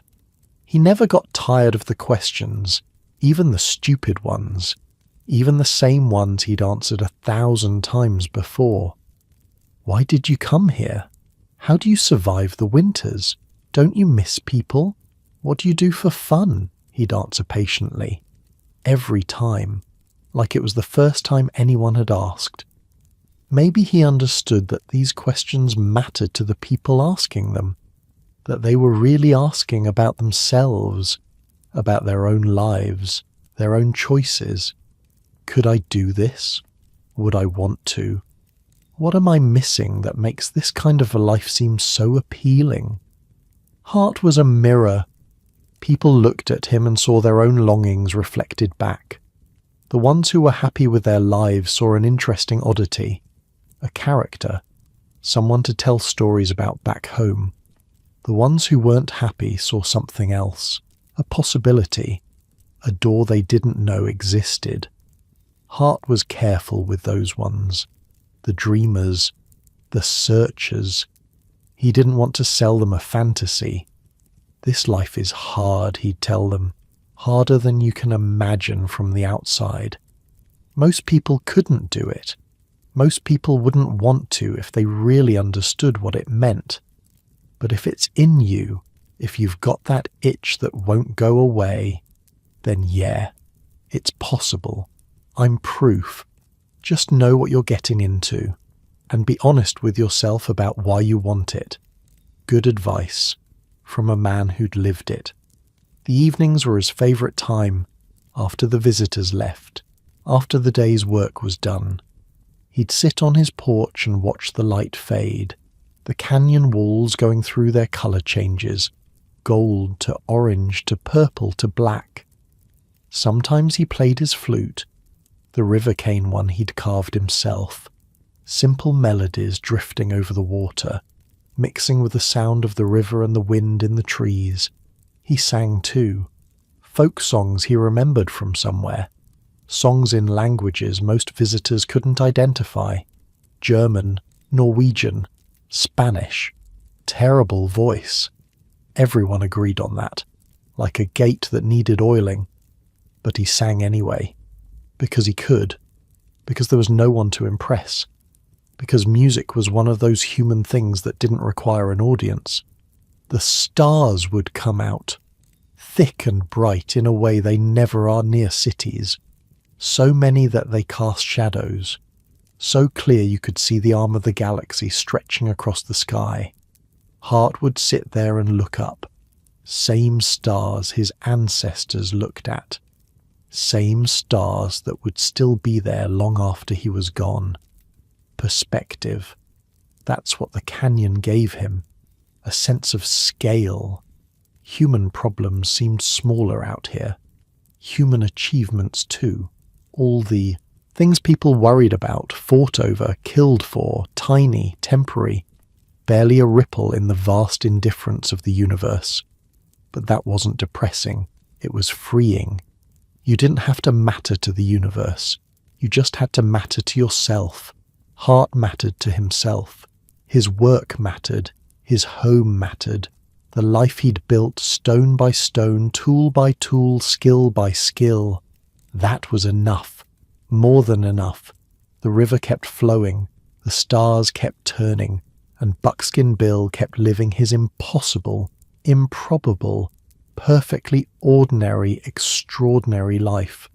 One day at a time, one task at a time, one cup of tea at a time. Your eyes might be getting heavy now, your thoughts starting to drift. That's okay. Let them drift. Think about the canyon, the dark water, the stone walls rising up, the stars above. Think about a man sitting on his porch, playing a flute he carved himself, perfectly at peace. That's what freedom looks like. Not excitement, not adventure, just peace, hard-won and deeply held. Maybe that's worth dreaming about. The years kept passing, the way they do. Hart turned 60, then 65, then 70. The canyon didn't care. The river kept flowing. The seasons kept turning. Winter still came hard and stayed long. His body felt it now. The cold mornings were harder, took longer to get moving. His hands, those miraculous hands that had forged 1,000 tools and bored rifle barrels to impossible precision, weren't as steady as they used to be. But he kept working. What else was there to do? The forge still rang. The garden still grew. The fish still swam into his traps. Life went on. Slower maybe, but no less full. He'd developed shortcuts over the decades, little efficiencies that saved energy, ways of doing things that a younger man wouldn't think to use because a younger man didn't need to. He'd learned to let gravity do more work, positioning things so they'd roll or slide where he needed them instead of carrying, using leverage instead of brute force, working smarter because he couldn't always work harder. That's what experience gives you. Not just knowledge, but wisdom. The difference between what you can do and what you should do. He adapted. That's what survivors do. The heavy work got spread out over more days. A project that might have taken a week when he was 40 now took 2. So what? He had time. Time was the one resource the canyon never ran out of. He started keeping better records, notes on what worked, what didn't, which plants did best in which spots, how long different tasks took, writing it down because memory wasn't as reliable as it used to be. The cabin walls were covered with his handwriting, calculations, observations, reminders. 40 years of accumulated wisdom scribbled in pencil and charcoal wherever there was space. He taught himself to pace, not to start big jobs in the afternoon when energy was low, to save the precision work for mornings when his hands were steadiest, to rest before he was exhausted instead of after. Simple stuff, obvious maybe, but the kind of obvious that takes decades to really learn. Visitors noticed he moved differently, more deliberate, more careful. But they also noticed he still moved, still worked, still produced. A man of 70, alone in the wilderness, maintaining a compound that would have exhausted a team of 20-somethings. That's something. The knowledge he'd accumulated was staggering when you tried to add it up. Consider what he knew, really knew, not read about once, not heard somewhere, actually understood deeply from years of practice. Geology. He could look at a rock and tell you what it was made of, how it formed, whether it would work for building or smelting or sharpening tools. The canyon walls were a textbook he'd been reading for 40 years. Metallurgy. The behavior of iron and steel and copper and brass under heat and stress. How to temper a blade. How to case harden a surface. How different alloys responded to the hammer. Knowledge that used to take years of apprenticeship passed down from master smiths. Botany. Every plant in the canyon. Edible, medicinal, poisonous, useful. Which ones made good dye? Which ones yielded fibres for rope? Which ones would soothe a burn or settle a stomach? Which ones would kill you? Zoology. Animal behaviour. Migration patterns. Bedding habits. How to read tracks. How to predict where game would be and when. The difference between hunting and just walking around in the woods hoping to get lucky. Hydrology. Water flow, erosion patterns, where springs emerged and why, how to divert water, store it, use it, the engineering of irrigation in a place that didn't want to be irrigated, architecture, load-bearing principles, insulation, ventilation, how to build for heat and cold and wind and rain, how to make structures that lasted instead of structures that rotted, chemistry, the reactions involved in tanning leather, preserving food, making soap, treating wounds, a practical chemistry, not from textbooks, but from necessity. Ballistics, the physics of projectiles, barrel rifling, powder charges, bullet weight and velocity, the math of hitting what you aimed at from hundreds of yards away, and woven through all of it, the practical stuff that doesn't have a name. How to sharpen a blade, how to tie knots that held, how to start a fire in the rain, how to stay warm when it's 40 below, how to not go crazy when you're alone for months. Each piece of knowledge connected to every other piece. That was the thing outsiders missed. He didn't learn these skills in isolation. They formed a system. An ecology of competence where everything supported everything else. The hunting fed the tanning provided leather for bellows, the bellows powered the forge made tools, the tools built the garden grew food, the food gave energy for hunting, round and round, each skill making the others possible. Break one link and the whole chain suffered. Master them all and you had something self-sustaining, something complete. That's what Hart had built. Not just a homestead, a complete human ecosystem. One man containing within himself all the knowledge needed to survive and thrive without any external input. The achievement was almost incomprehensible from the outside. We're so specialized now. Know one thing deeply, maybe two. Depend on others for everything else. Hart was the opposite. A generalist in an age of specialists. A whole civilization compressed into a single skull. He'd joke about it sometimes. Tell visitors he was the most dangerous man they'd ever meet. Not because of the guns, though there were plenty of those. Because he didn't need anything from anyone. You can't threaten a man like that. Can't pressure him. Can't control him. What are you going to do? Take away his Netflix subscription? He had nothing to lose that he couldn't rebuild. And he knew how to rebuild everything. That's power. Real power.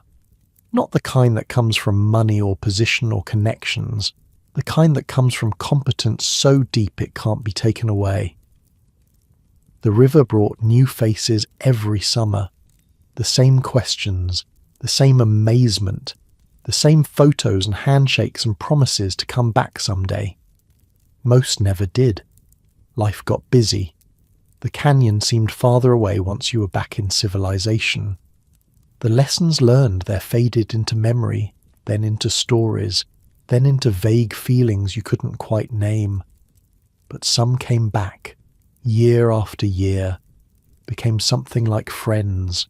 Hart welcomed them, remembered their names, asked about their families, followed up on things they'd told him the year before. For a hermit, he had a pretty good social life, just concentrated into a few months of summer when the river was navigable and the weather was kind. The rest of the year he was alone, and that was fine.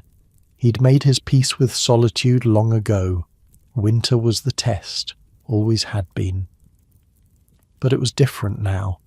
When you're young, winter is an enemy to fight. You rage against the cold, push through the short days, count the weeks until spring like a prisoner counting days until release. When you're old, winter is a companion. You settle into it, accept its rhythms, sleep more, work less, read by lamplight and let the dark hours pass without fighting them.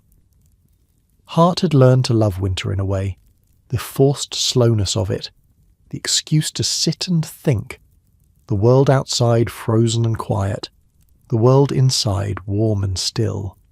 He'd spend whole evenings just watching the fire, not reading, not planning, just watching the flames dance and listening to the wood pop and letting his mind wander wherever it wanted to go.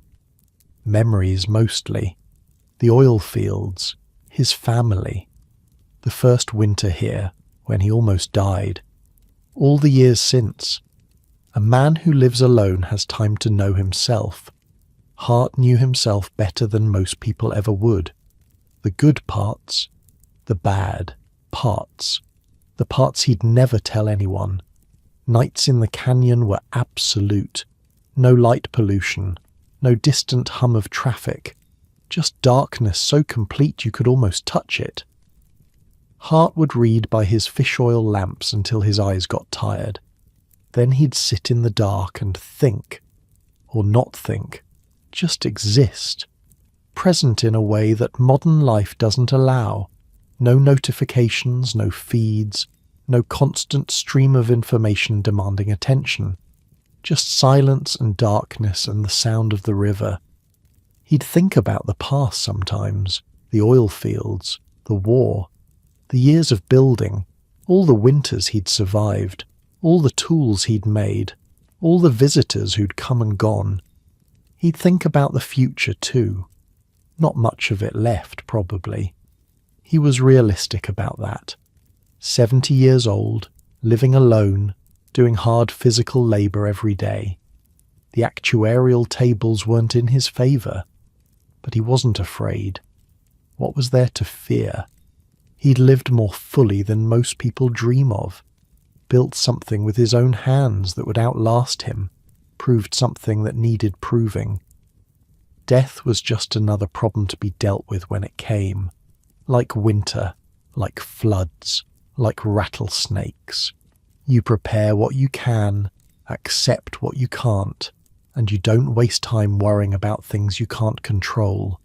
That was the canyon's wisdom, the lesson it taught if you stayed long enough to learn. Everything ends, rivers dry up, mountains erode, stars burn out. You live for a while and then you don't. The question isn't how to avoid that. The question is what to do with the time you have.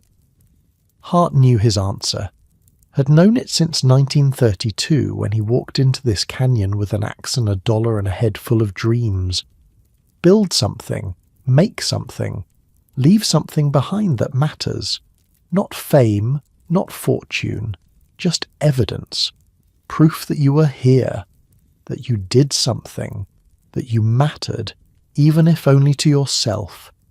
The lodge would stand for decades after he was gone. The forge would still be there. The tools, the guns, the samovar. Physical objects carrying the imprint of his hands, his mind, his will. That was immortality enough. He gargles with rum every morning. Did you know that? 151 proof Hudson's Bay Company rum. The stuff that won the North, he called it. Not drinking it. Just gargling. Said it kept the germs away. Killed anything that might be trying to set up shop in his throat. Probably nonsense. Probably just an old man's superstition. But he'd never been seriously sick in 40 years, so who's to say? He had these little rituals, things that seemed eccentric but made sense if you thought about them. Never took a bath when he could help it. Said bathing washed away the natural oils your skin needed, made you more vulnerable to the elements. Sounds crazy.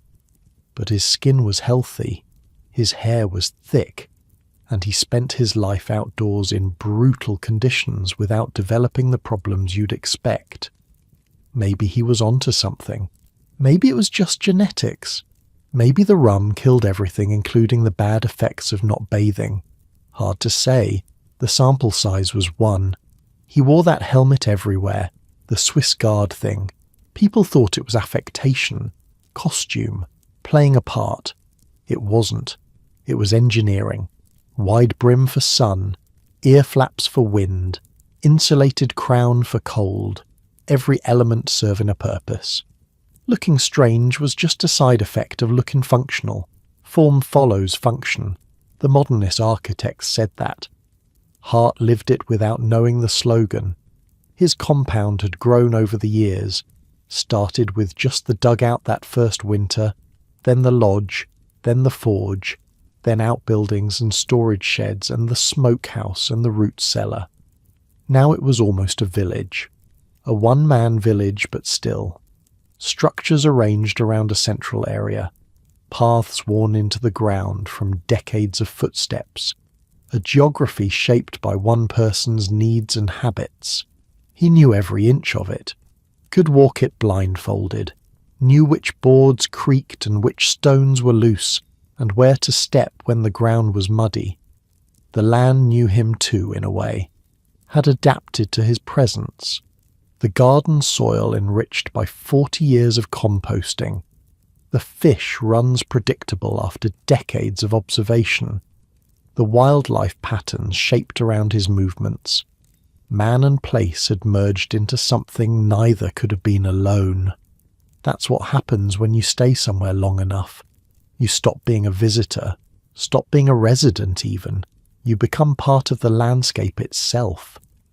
Time moved differently here. That was something visitors never understood. In the city, time is a resource, something to spend, something to save, something always running out. People talk about killing time like it's an enemy. In the canyon, time just was. It flowed like the river. You couldn't speed it up or slow it down.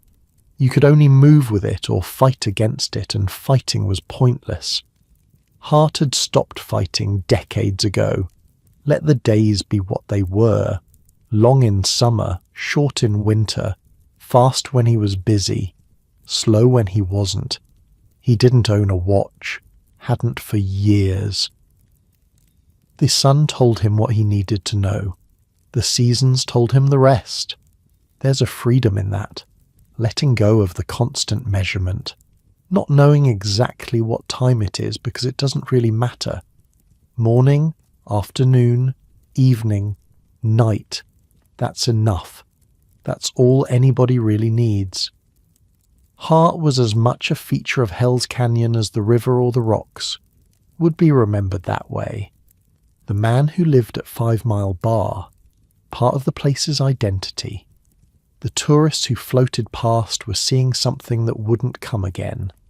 A living piece of history, last representative of a way of life that was already ancient when their grandparents were born. They knew it too. You could see it in their faces. The awareness that this was special, that they were witnessing something that would only exist once, made the tea taste better, made the stories hit harder, made the whole experience feel sacred somehow. Not religious sacred, human sacred. The recognition of something rare and valuable and temporary. Hart would be gone someday. Everyone knew it. Even Hart knew it. But not yet. Not tonight. Tonight he's still there, sitting on his porch, watching the stars, listening to the river, still alive, still free, still exactly where he wants to be. Your breathing is probably slower now, your body heavier in the bed. That's good. Let it be heavy. Think about the river, dark water flowing south, the sound of it, constant and rhythmic, like a heartbeat, like breathing. Think about the stars, uncountable, unimaginably distant, burning away in the dark. Think about an old man on a porch at peace with everything. That's a good image to carry into sleep. Just peace, just stillness, just being exactly where you are. 1979 came and went. Hart turned 73. The winters were harder now, not because they'd changed, because he had. Getting out of bed took longer. The cold settled into his joints and didn't want to leave. His heart, that enlarged heart that had kept him out of combat in 42, was working harder than it used to. He knew what was coming, wasn't stupid about it. When you live alone in the wilderness, you develop a pretty clear-eyed view of mortality. No illusions, no false hope. But he kept working. What else was there? The garden still needed tending. The forge still needed firing. The fish trap still needed checking. The routines that had structured his life for nearly 50 years didn't stop just because he was tired. That spring was beautiful. The canyon exploded with wildflowers the way it did every year. Purple lupine, yellow balsam root, white yarrow scattered through the grass like stars. Hart walked his property and took it in. The way the light hit the river in the morning. The way the walls changed colour through the day. The sounds he'd been hearing so long they'd become part of him. He'd seen almost 50 springs here. This one felt different somehow. Sharper. More vivid. Like his eyes were trying to memorise everything. The rafters started coming in early June. First trickle of the season, then more, then the steady stream that would continue until September. Hart greeted them the way he always did, waved from his porch, invited them up, gave the tours, served the tea, told the stories, same stories he'd told for years, but he told them well, each time like the first time, each visitor getting the full performance. They didn't know it would be the last season. How could they? He looked the same, sounded the same, still wore the buckskins, still had that ridiculous helmet, still showed off the guns and the forge and the samovar with obvious pride, maybe a little slower, maybe a little more tired by the end of the day, but still himself, still Buckskin Bill. The summer passed. The crowds thinned. September brought the first hints of fall colour to the canyon walls. Hart prepared for winter the way he always did. Harvested the garden, smoked the fish, stacked the firewood, checked the lodge for repairs that needed doing. The work was harder this year. He had to stop more often, rest more, let tasks stretch over days that used to take hours, but he got it done. 48 winters he'd prepared for. This would be 49. October came. The last rafters of the season floated past. Hart waved goodbye and watched them disappear around the bend. Then silence. The deep canyon silence he knew better than any sound. Just him and the river and the approaching winter. November brought the first snow. December brought the deep cold.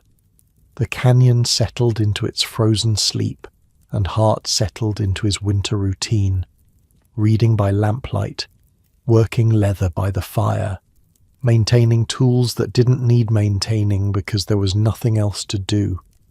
The isolation was complete now. No way in or out until spring, just like every other winter.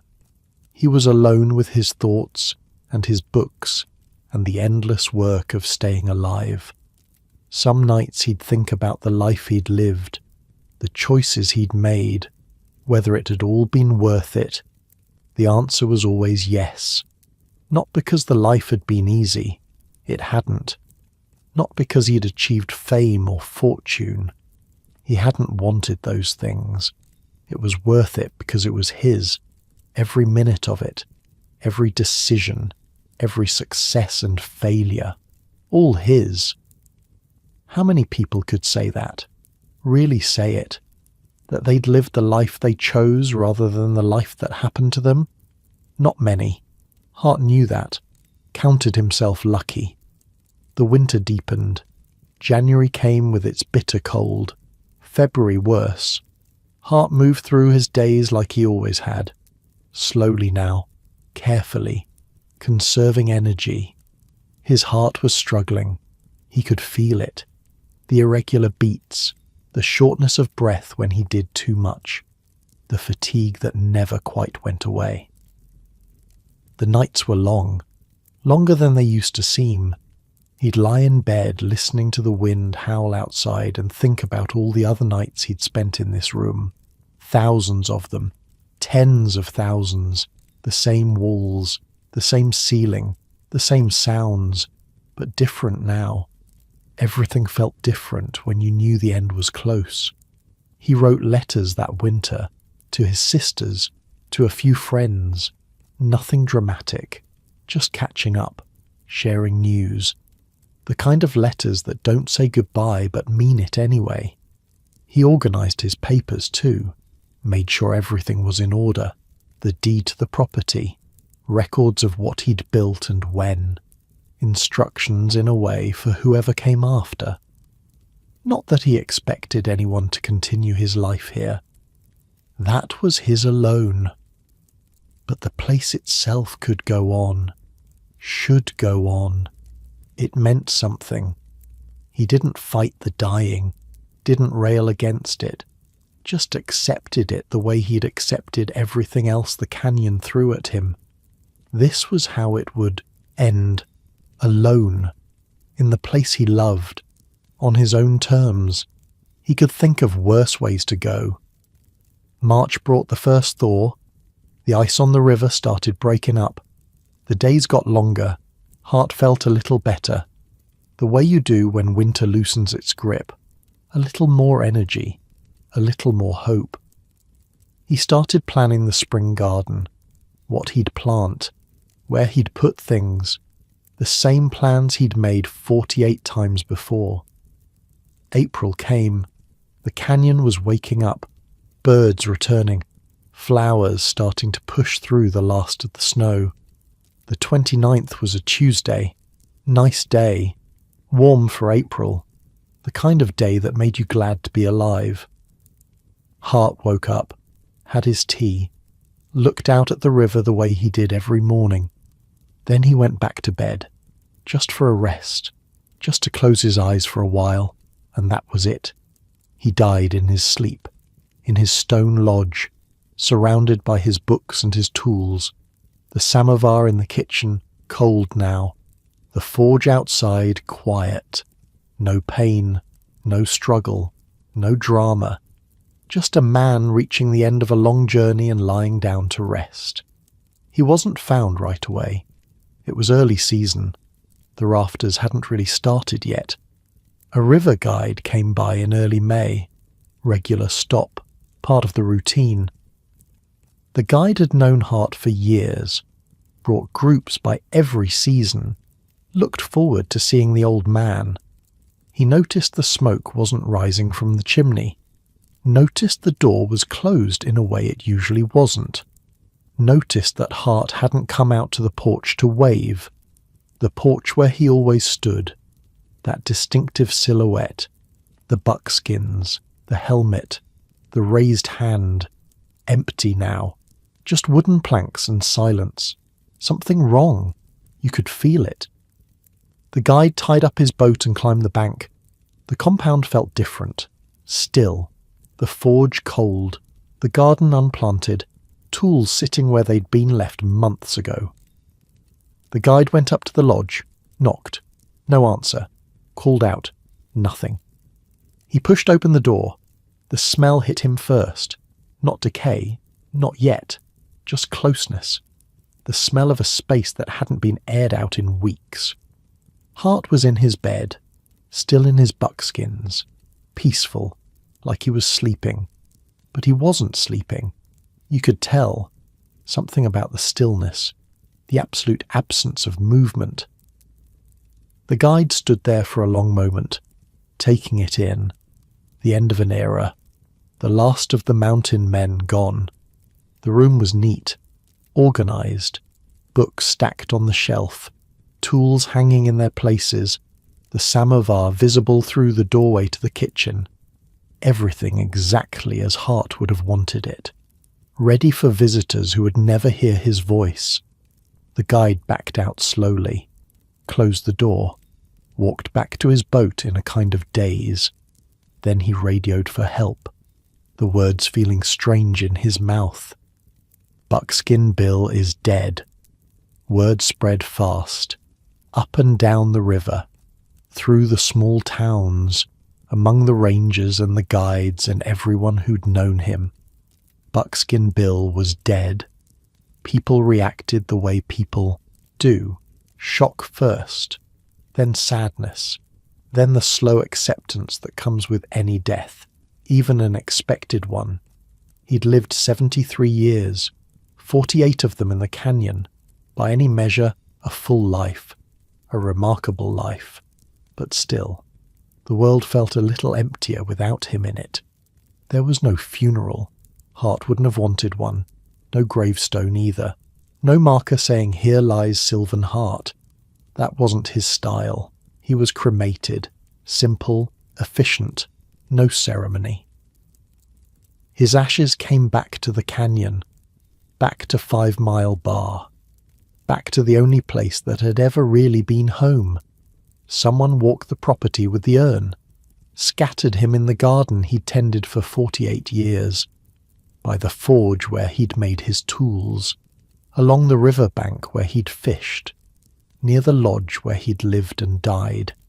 Just like that, he became part of it, mixed with the soil and the rock and the water, part of 5 Mile Bar forever, inseparable from the land he'd worked so hard to master. His sisters came later, made the long journey to see where their brother had lived, to understand finally what he'd been doing all those years. They walked through the lodge, touched the walls he'd built, looked at the things he'd made, the life he'd chosen over family, over society, over everything they understood as normal. What did they think? Hard to say. Pride, probably. Bewilderment, too. How could someone they'd grown up with, someone they'd known as a child, have become this? They collected what they wanted. Personal items, photos from his youth, letters he'd written over the decades, small things that connected him to the life before the canyon. His nephew inherited the property, the lodge, the forge, the tools, the guns, everything Hart had built over nearly 5 decades. The question was what to do with it. You couldn't just leave it. The canyon would reclaim it eventually. Weather and time breaking down what one man had built. You couldn't sell it either. Not really. Who would buy it? Who would want to live the way Hart had lived? The answer came slowly, over months of discussion and planning. The place would become a museum, a memorial, a testament to what one person could achieve. Not a dusty museum with ropes and signs telling you not to touch. A living museum, where you could walk through the lodge and see where he slept, where you could touch the tools he'd made, where you could understand, in some small way, what his life had been. The Forest Service got involved, the same agency that had once tried to evict him. Irony thick enough to cut. But times had changed. People had changed. Hart wasn't a problem anymore. He was a treasure, a piece of American history that deserved protecting. In 2019, they made it official. 5 Mile Bar became a registered historic site. Protected now, preserved. The same wilderness designation that had once threatened him now guarding his legacy. Buckskin Bill would have laughed at that. Probably did laugh. Wherever he was, the idea felt right. Hart had always welcomed visitors, had always wanted to show people what he'd built. What better legacy than continuing that tradition? Work began. Careful work. Preserving what needed preserving. Stabilizing what needed stabilizing. Making sure this place would last another 50 years, another 100. The guides started including it on their tours again. But different now. Not a visit with a living legend. A pilgrimage to where a legend had lived. People came, a lot of people. More than when Hart was alive, actually. They walked through his lodge, marvelled at the construction, ran their hands over stone walls he'd laid himself. They stood in his forge, looked at the anvil worn smooth from decades of use, imagined the ring of hammer on steel. They examined his guns, those impossible, beautiful, functional works of art, still in perfect condition, still capable of firing if someone loaded them. The barrels he'd bored by hand, the stocks he'd carved, the mechanisms he'd forged, each one a masterpiece, each one a declaration that human hands could still make beautiful things. Collectors had offered fortunes for these guns over the years. Hart had always refused. What good was money to him? What could he buy that he couldn't make? Now they belonged to the museum, to history, to anyone who made the journey to see them. They looked at the samovar, tried to comprehend how a man who'd never seen one could make something so intricate, so perfect. 3 feet of hammered copper and brass, every curve deliberate, every joint precise. A Russian tea service in the American wilderness made from scraps and dreams. It still worked. Someone had tested it. Heated water in that elegant central chamber, drawn tea from the spigot. The same ritual Hart had performed thousands of times. And they thought about him. This strange, brilliant, stubborn man who'd done what they couldn't imagine doing. What drove him? What kept him going? What did he know that they didn't? The answers were there, in the things he'd left behind, in the lodge and the forge and the garden, in the stories people told about him. He knew that freedom wasn't free. It cost everything, but it was worth the price. He knew that skills were wealth, real wealth, the kind no one could take away. He knew that a life built with your own hands meant something deep, something permanent. He knew that you didn't need much to be happy, just work that mattered and a place to call home. Simple lessons, hard to learn, harder to live. But he'd lived them for 48 years, proved they were possible. That's what the visitors came to see. Not just a museum, proof. Evidence that another way existed. The canyon's still there. The river still flows. If you go there today, you can see what he built, touch what he made, stand where he stood. It's different now, of course.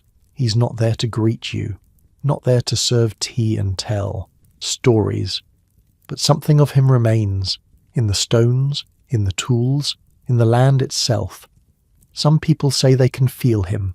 A presence, not a ghost exactly, just something. The echo of a life lived fully. Maybe they're imagining it, maybe not.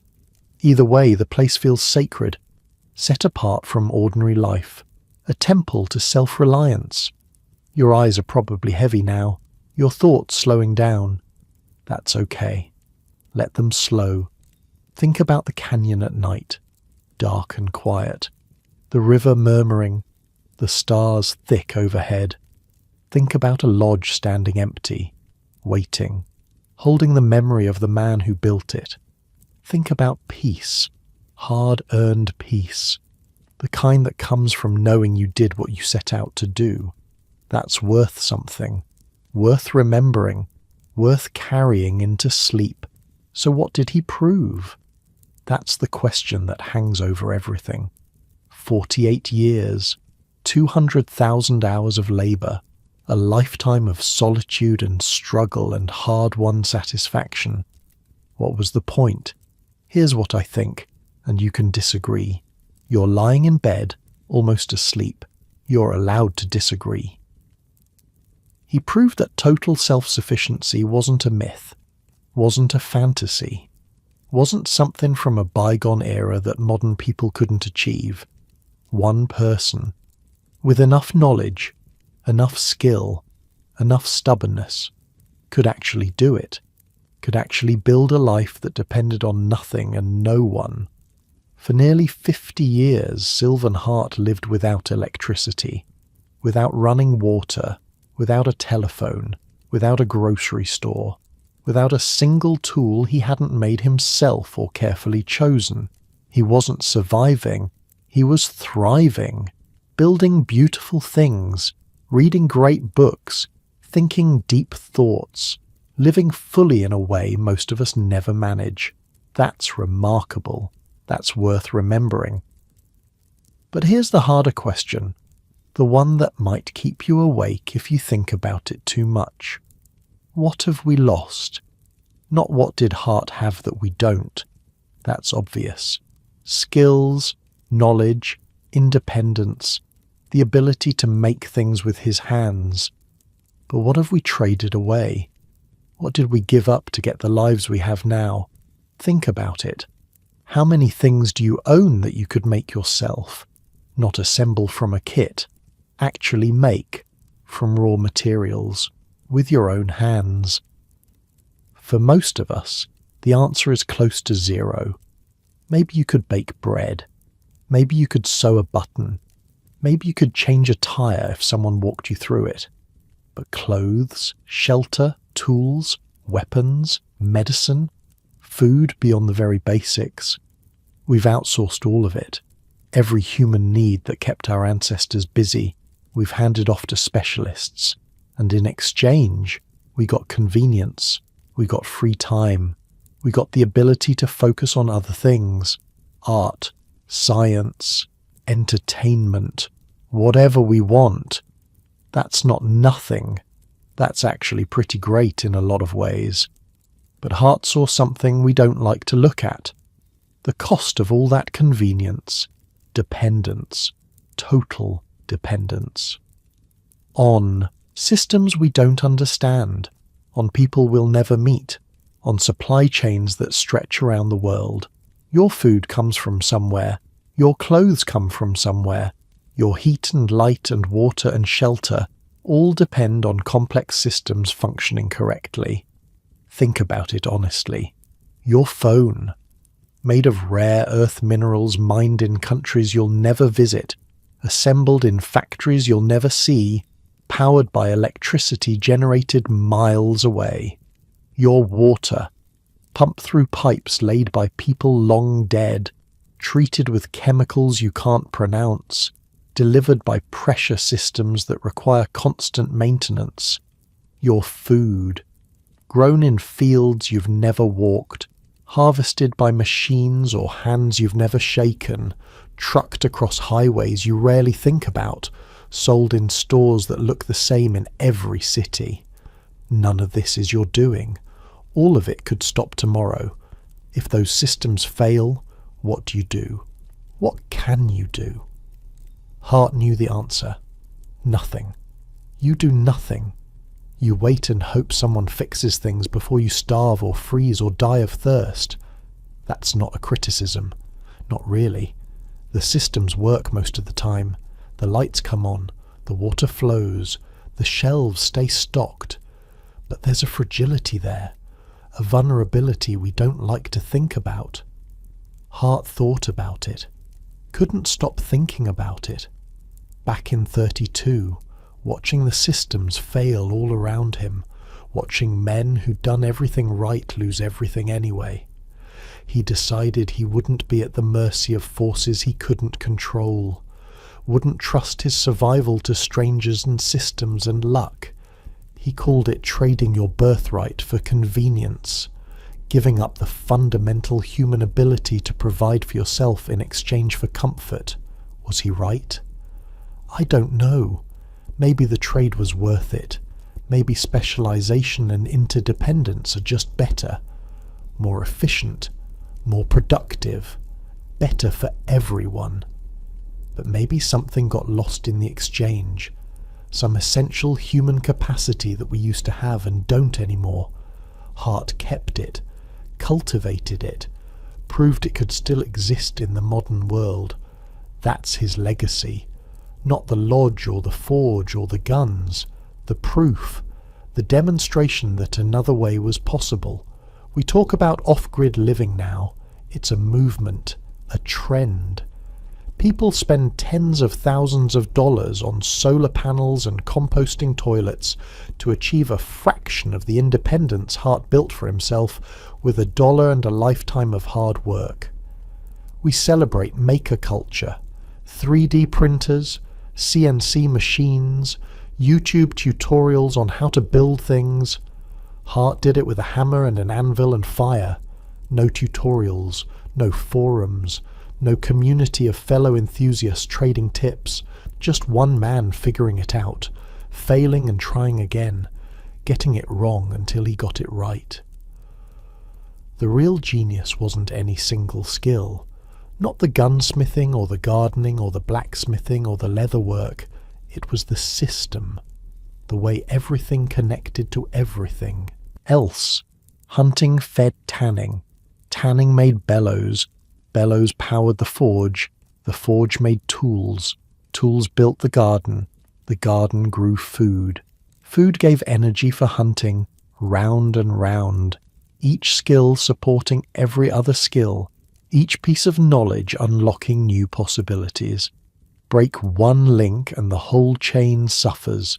Master them all and you have something self-sustaining, something complete. That's what he built. A complete human ecosystem, one man containing within himself all the knowledge needed to survive and thrive without any external input. We're specialists now. Know one thing deeply, maybe two. Depend on others for everything else. Hart was the opposite, a generalist in an age of specialists, a whole civilization compressed into a single skull. You don't have to live like he did. Almost nobody could. Almost nobody would want to. But knowing that it's possible, that one person actually did it, that changes something, opens a door in your mind that was closed before. Maybe you'll never walk through that door. Most people won't, but it's there, thanks to him. The canyon is quiet tonight, or it would be if you were there. Just the river, the endless murmur of water over stone, a sound that's been the same for longer than humans have existed. The wind moves through the cottonwoods, soft rustling, like whispered conversation in a language you almost understand. Animals move in the darkness, deer picking their way along familiar trails, owls gliding silent overhead, the quick scurry of smaller things through the underbrush, and above it all, the stars, thick and bright the way they are only in truly dark places, the Milky Way stretching across the sky like a river of light. The same stars Hart watched for 48 years. The lodge still stands, dark now, empty, but solid, built to last by a man who understood that nothing lasts forever, but some things last longer than others. The stone walls hold the cold at night, release it slowly through the day, still working, still doing what they were designed to do. The windows are dark, no lamplight flickering, no shadow moving behind the glass, but the structure remains, waiting, patient. The forge is cold, the anvil waiting for a hammer that will never swing again. But they're there. Physical evidence, proof. The garden has been maintained. A couple lives nearby now, caretakers. They tend the soil Hart enriched with 48 years as composting. Plant vegetables in the terraces he built. The seeds he saved still produce. His strains, adapted over decades to this specific canyon, this specific soil, this specific climate. Something of him lives on in those plants, in the genetic memory of seeds he selected year after year, choosing the strongest, discarding the weak, creating something perfectly suited to its place. The guns are still there too, in the museum now, behind glass, but still functional, still beautiful. Someone could pick them up and shoot them if they wanted to. They'd fire true. After all these years, that's craftsmanship, that's care, that's the kind of quality that comes from giving a damn about what you make. We don't build things like that anymore, not usually. We build things to be replaced, things with planned obsolescence, things that work for a while and then break so you have to buy new ones. Hart built things to last, because he had to, because replacing things wasn't an option, because the only tools he'd have were the ones he made so they'd better work. Different incentives create different results. The samovar is probably the most photographed thing in the museum. Visitors can't get over it. This elaborate, ornate, beautiful thing, made from scraps, by a man who'd never seen the real article. It sits in the kitchen where he left it. Cold now. No steam rising from the spout. No tea warming in the pot on top. But still elegant. Still graceful. Still a testament to what human hands can do when they're guided by human imagination. Art, he called it. Making sure you have good utensils first. Things you use every day. Before you go fooling with pictures. Practical art. Functional beauty. The Scandinavian idea, he said. Though he was American through and through. You're probably drifting now, half asleep, half dreaming. That's okay. That's good. Let me leave you with this. Somewhere in Idaho, in the deepest canyon in North America, there's a place where one man built a world, stone by stone, tool by tool, day by day, for almost 50 years. He didn't do it to prove anything, didn't do it for fame or money or recognition, did it because it was what he wanted, because it was who he was, and in doing it, he showed the rest of us something we'd forgotten, that human beings are capable of extraordinary things when they commit to them. That self-reliance isn't just a slogan, that freedom has a price, but it might be worth paying. He's gone now, has been for more than 40 years, just ashes in the soil of the place he loved. But something remains, something more than the buildings and the tools and the museum exhibits, an idea, a possibility, a door that stays open for anyone who wants to walk through. You don't have to be Buckskin Bill. You couldn't be even if you tried, but you can be something, can build something, can create something that matters to you, even if no one else understands. That's the lesson. The only lesson that really matters. Find your canyon, find your work, find the thing that makes the struggle worthwhile, and then do it, day after day, year after year, until you've built something that can't be taken away. It doesn't have to be grand, doesn't have to be impressive to anyone but you. Maybe it's raising kids, maybe it's making music, maybe it's building a business or writing books or growing the best tomatoes on your block. The scale doesn't matter. What matters is the commitment, the showing up, the doing the work when you don't feel like it.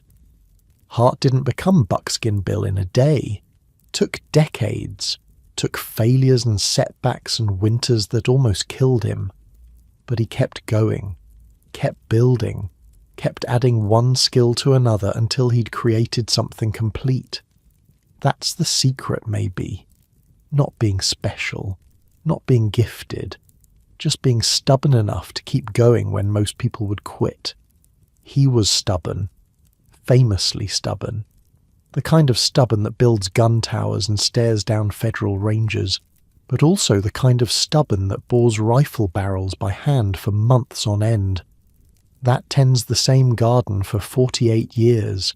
That wakes up every day and does the work because the work is the point. We could all use a little of that stubbornness, a little of that commitment, not to live in the wilderness, not to make our own guns, just to pick something and stick with it, to build instead of consume, to create instead of just watch. The river keeps flowing. It has for millions of years, will for millions more. The stars wheel overhead, same stars Hart watched, same stars humans have watched since we first looked up and wondered. And in a stone lodge on a sandbar called 5 Mile Bar, the ghost of a life well lived keeps vigil over the canyon. Not a real ghost, just a feeling, the sense that something important happened here, something worth remembering. The wind through the trees, the water over the rocks, the deep silence of a wild place. That's where he is now, part of all of it, forever. Your eyes are closing, your breathing slowing, your body heavy and warm. That's good. Let it happen. You've heard a story tonight, a true story, about a man who made choices most of us can't imagine making, who built a life most of us can't imagine living. Maybe you'll dream about it. Maybe you won't. Either way, something stays with you. A seed planted, an idea introduced. What would you do if you could do anything? What would you build if you had nothing but time and will? You don't have to answer tonight. Don't have to answer ever. Just let the question sit. Like a stone in your pocket. Something to turn over when you're bored or restless or wondering what life is for. Hart found his answer, lived it every day for 48 years. You'll find yours, or you won't. Either way, you'll have lived. And honestly, that's enough. The canyon sleeps, the river dreams, the stars burn on, and somewhere in that quiet place between waking and sleep, Buckskin Bill tips his ridiculous helmet and smiles. He made it, built the life he wanted, lived it fully, left something behind. Not bad for a Texas oil worker with $1 in his pocket and a head full of dreams. Not bad at all. The night is deep now, the darkness comfortable, the silence like a blanket pulled up around you. You're safe, you're warm, you're exactly where you need to be. And somewhere far away, in a canyon deeper than the Grand, a river keeps flowing past a stone lodge where a man once proved. Something worth proving. Sleep well, you've earned it.